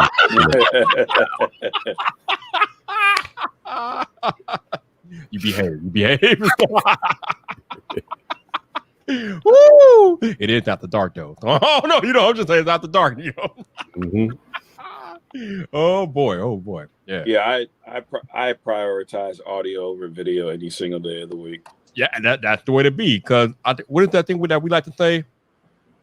You can deal with terrible video if there's good audio, but there's no way you can deal with terrible audio even if the video is good. You just can't do it. You know what I've been using for my TikToks a lot lately are these. Oh, you got the Rode Wireless Go, huh? Yeah. I plug them into my Galaxy Note 10 Plus using this. Mm-hmm. And man, the sound is night and day different, especially if I'm doing a how-to where I'm like kind of turning my head left and right, you know, so you can see the sound is different. It's just right here. So no matter what I'm doing, the sound is just constant and clean. Oh, it's so nice. You know what I've thought about doing? I legit have thought about just I actually thought about selling the A7S II and the lens and going with like a ZV-1 and an A6100 with like a 16 mil f1.4. Because at least that way, because the ZV-1, it's got like ND filters in it. Yeah. That I don't have to worry about leaving at home. You just brought that combination, didn't you? Yeah, this doesn't have the ND filter, but I'm thinking of getting a little attachment for it. This is the RX 100 Mark 7. And this has been really nice for all of my YouTube content, 4K, like unlimited filming 4K. It's been nice, but LA Sun has been kind of wanting me to get an ND filter for it. Right. And in Viper, the thing with it is I'm really not above like switching out gear, because you know things change over time, but you also learn from your experiences.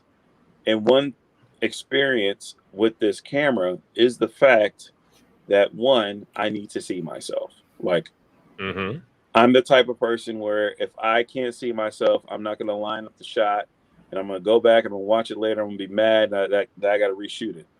Two, this camera weighs more than the A6100 with a lens and the ZV-1 with an iPhone and an external battery pack. Come on, tech round. You got to pump. You got to use the muscles. You got to flex your muscles. Tech round. Talk your muscles. Get those gains. It's not even here. I'll show you. Yeah, that's a big boy. Pump you up. It's not even a fact that look at me. I see myself. Oh,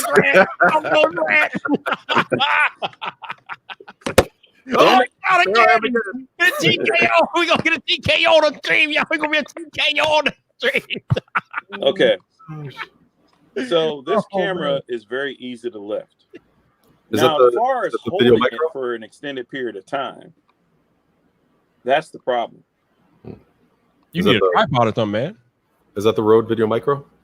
Yeah. Yeah, I got that right here. You better get a tripod or something, bro. Put that on tripod. That's the thing. Sometimes it's kind of hard to vlog with a tripod, and it's one extra thing that you have to carry. Mm-hmm. True story. Also, when you go into certain buildings and you just have this part or whatever, for whatever reason, people get mad at you. Oh, yeah. Now, if you have a cell phone, if you have a ZV-1, no problem. No one cares. Yep. The minute you break out a camera that has a lens on there and it does this, you are public enemy number one. Hey, look at that. The Grove here in LA, where the Samsung Experience store is, I walked in with this, just the open area. Security right away came at me and said, hey, you cannot have any type of professional-ish cameras. They said ish. I was like, are you serious? So I put it in my bag, whipped out my cell phone, started filming anyway. And they were fine with that. So I filmed 2 YouTube videos with my cell phone until I got to the Samsung Experience store, and then we were doing something different, so I was able to use this. But I was confused because this is like, you know, shoot and go, like little pocket thing. It's not a big boy like that, and it doesn't have a removable camera. Yeah, that's just not going on. So Tech Rant, Tech Rant want me to read his comment to you. He said that his Blue Snowball, he couldn't get it to work with the StreamYard, so he wants to let you know that. I don't know. That might be something different. Also, shout out to my man Montreal for the super chat. Thank you, Montreal. He said, I'm noticing that I mean much, but I wish I had 3 black dudes that looked like me talking tech 10 years ago. I'm 25 now, but the stream matters to me. Hey, man, I'm just glad you're hanging out with us, man. Thank you for hanging out with us, and we just talking about what we love, man. You know, that actually strikes a bell with me because, you know, I'm in my early 40s, and I was always the only black kid in tech in my neighborhood. You know, so I'm like going to the library, looking up the phone numbers for the latest bulletin board systems to dial into with my 1200 baud modem, and all my similar colored friends, they were like, what are you doing? Let's go play basketball and stuff. But like, I was always kind of like, you know, dabbling in computers and all that stuff. And it was literally just me. I was the only African-American kid doing all that stuff. And I think the first black kid that I saw on YouTube that impressed me was Marquez. And he was young. He was doing a laptop cooler review where like it was like you set your laptop on this like air blower cooler stand type of thing. And you know, since I think I subscribed like shortly after that, but yeah, there weren't many of us, you know, and that was part of my upbringing where I was always kind of like the only one. And now things have changed. Things have changed, man. But I mean, back in the day, I mean, yeah, Marquez, Told You No Best, Your Average Consumer, Flossy Carter. I mean, we've been around, man. We've been here. Mm-hmm. But like you said, not too many, but we here, man. We in the building, man. We doing our thing. No doubt. No doubt. All right, Michael Pepper says he used the ZV-1 and returned it after 1 day. Stability is awful. He got the A6100 and the 15-50, 70-210 lens for the same price. Okay, cool. Interesting. He's the second person I've heard talk about the stability issues with that ZV-1. Yeah, I think Tech 702 had issue too. Tech Rant, Craig may want to know if that's the 24-70. That is what that is, right? The G Master you got there, that lens?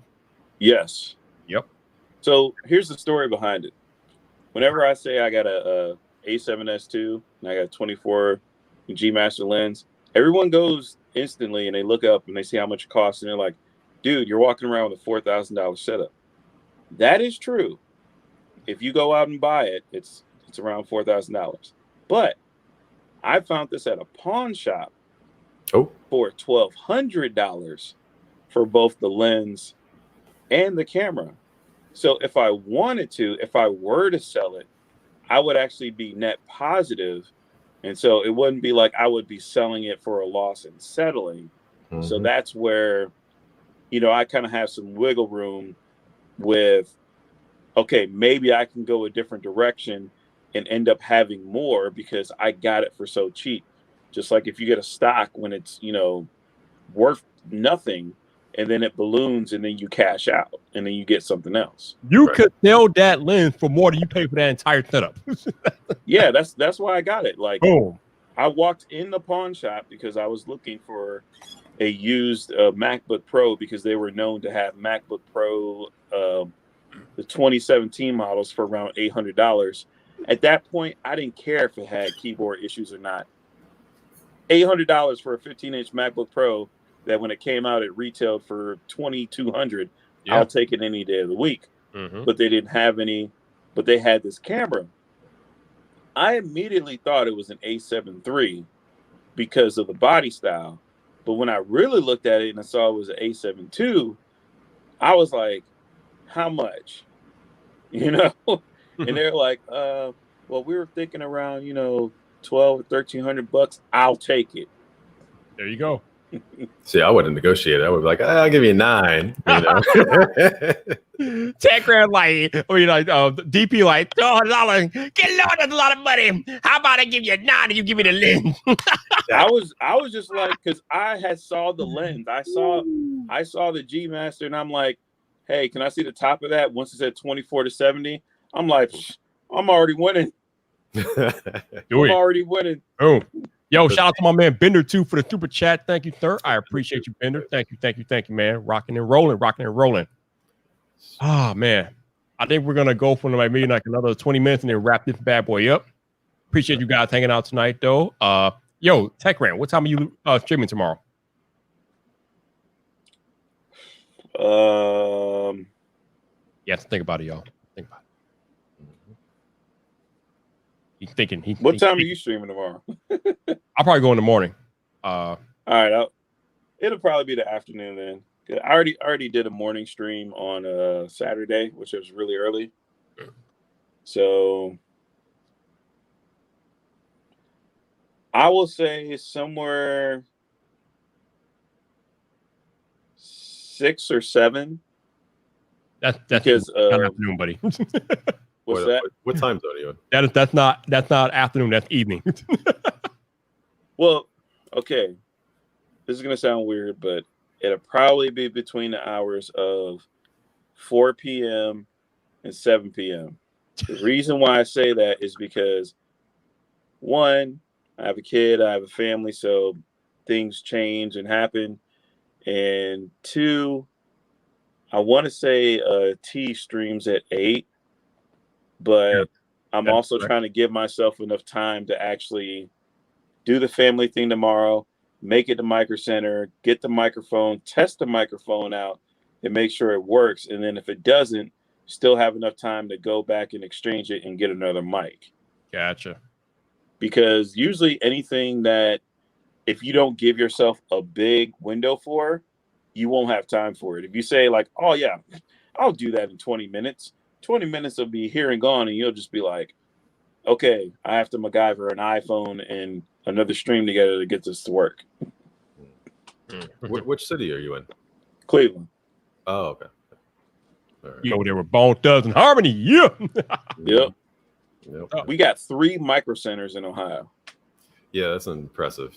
The one by me is about 40 minutes away, depending on traffic, in Los Angeles. Would you believe me if I told you I have never stepped foot in a Micro Center at all in my life?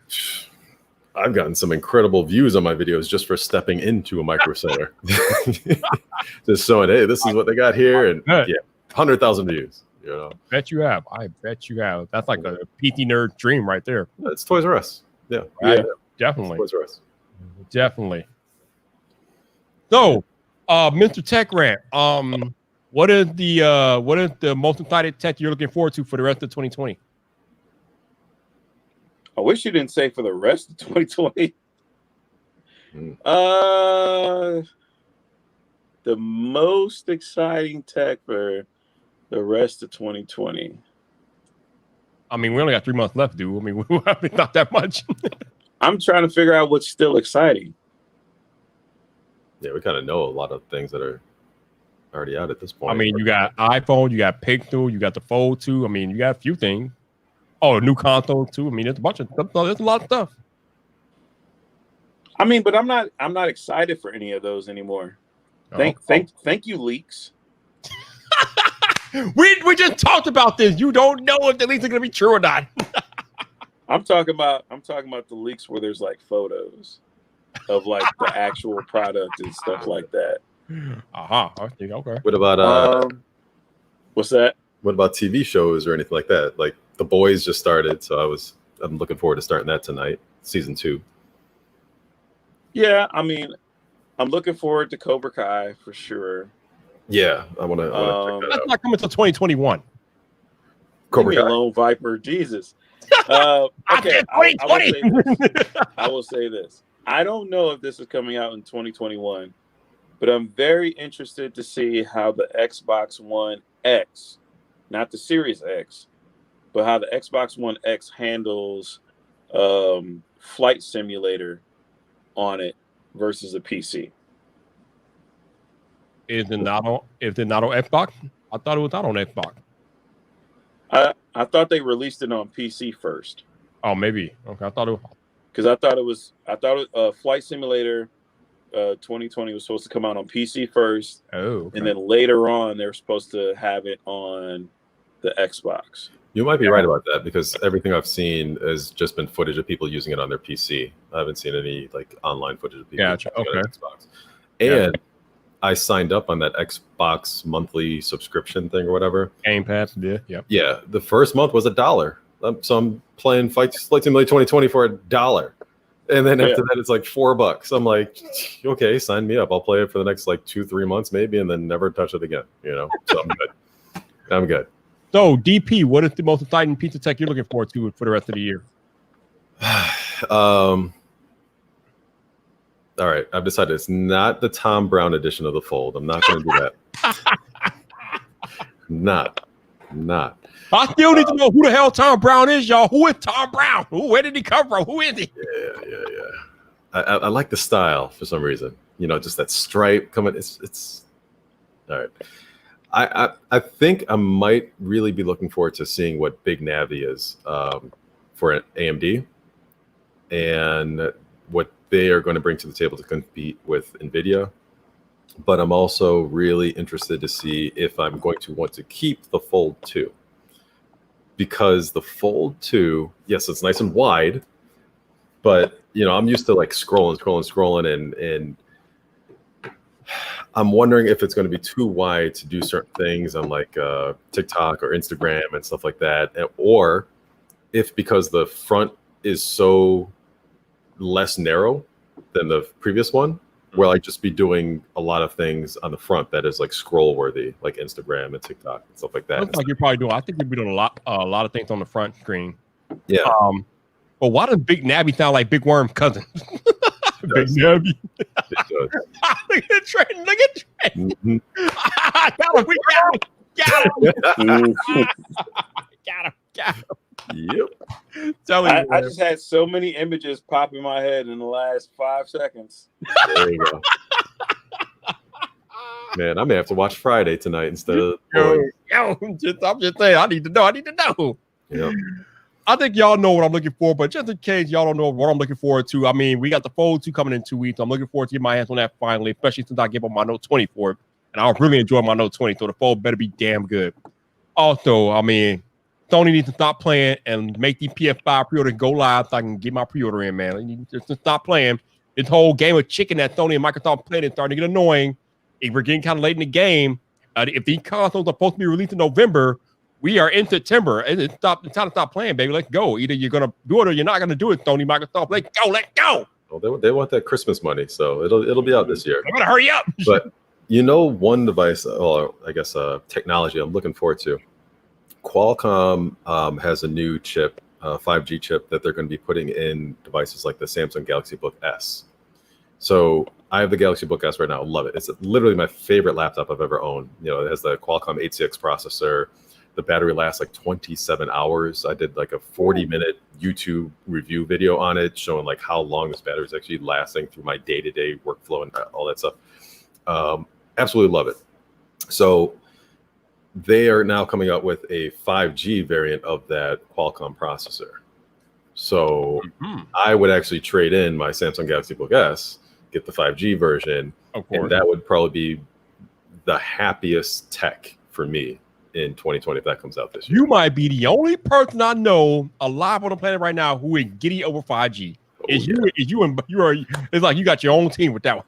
Man, you should have seen, I think it was my second last YouTube video. I did an update of like 5G Verizon in Venice Beach. I am literally on the beach, chilling in my chair with a strong 5G signal, downloading like 800 megs per second. Like, amazing.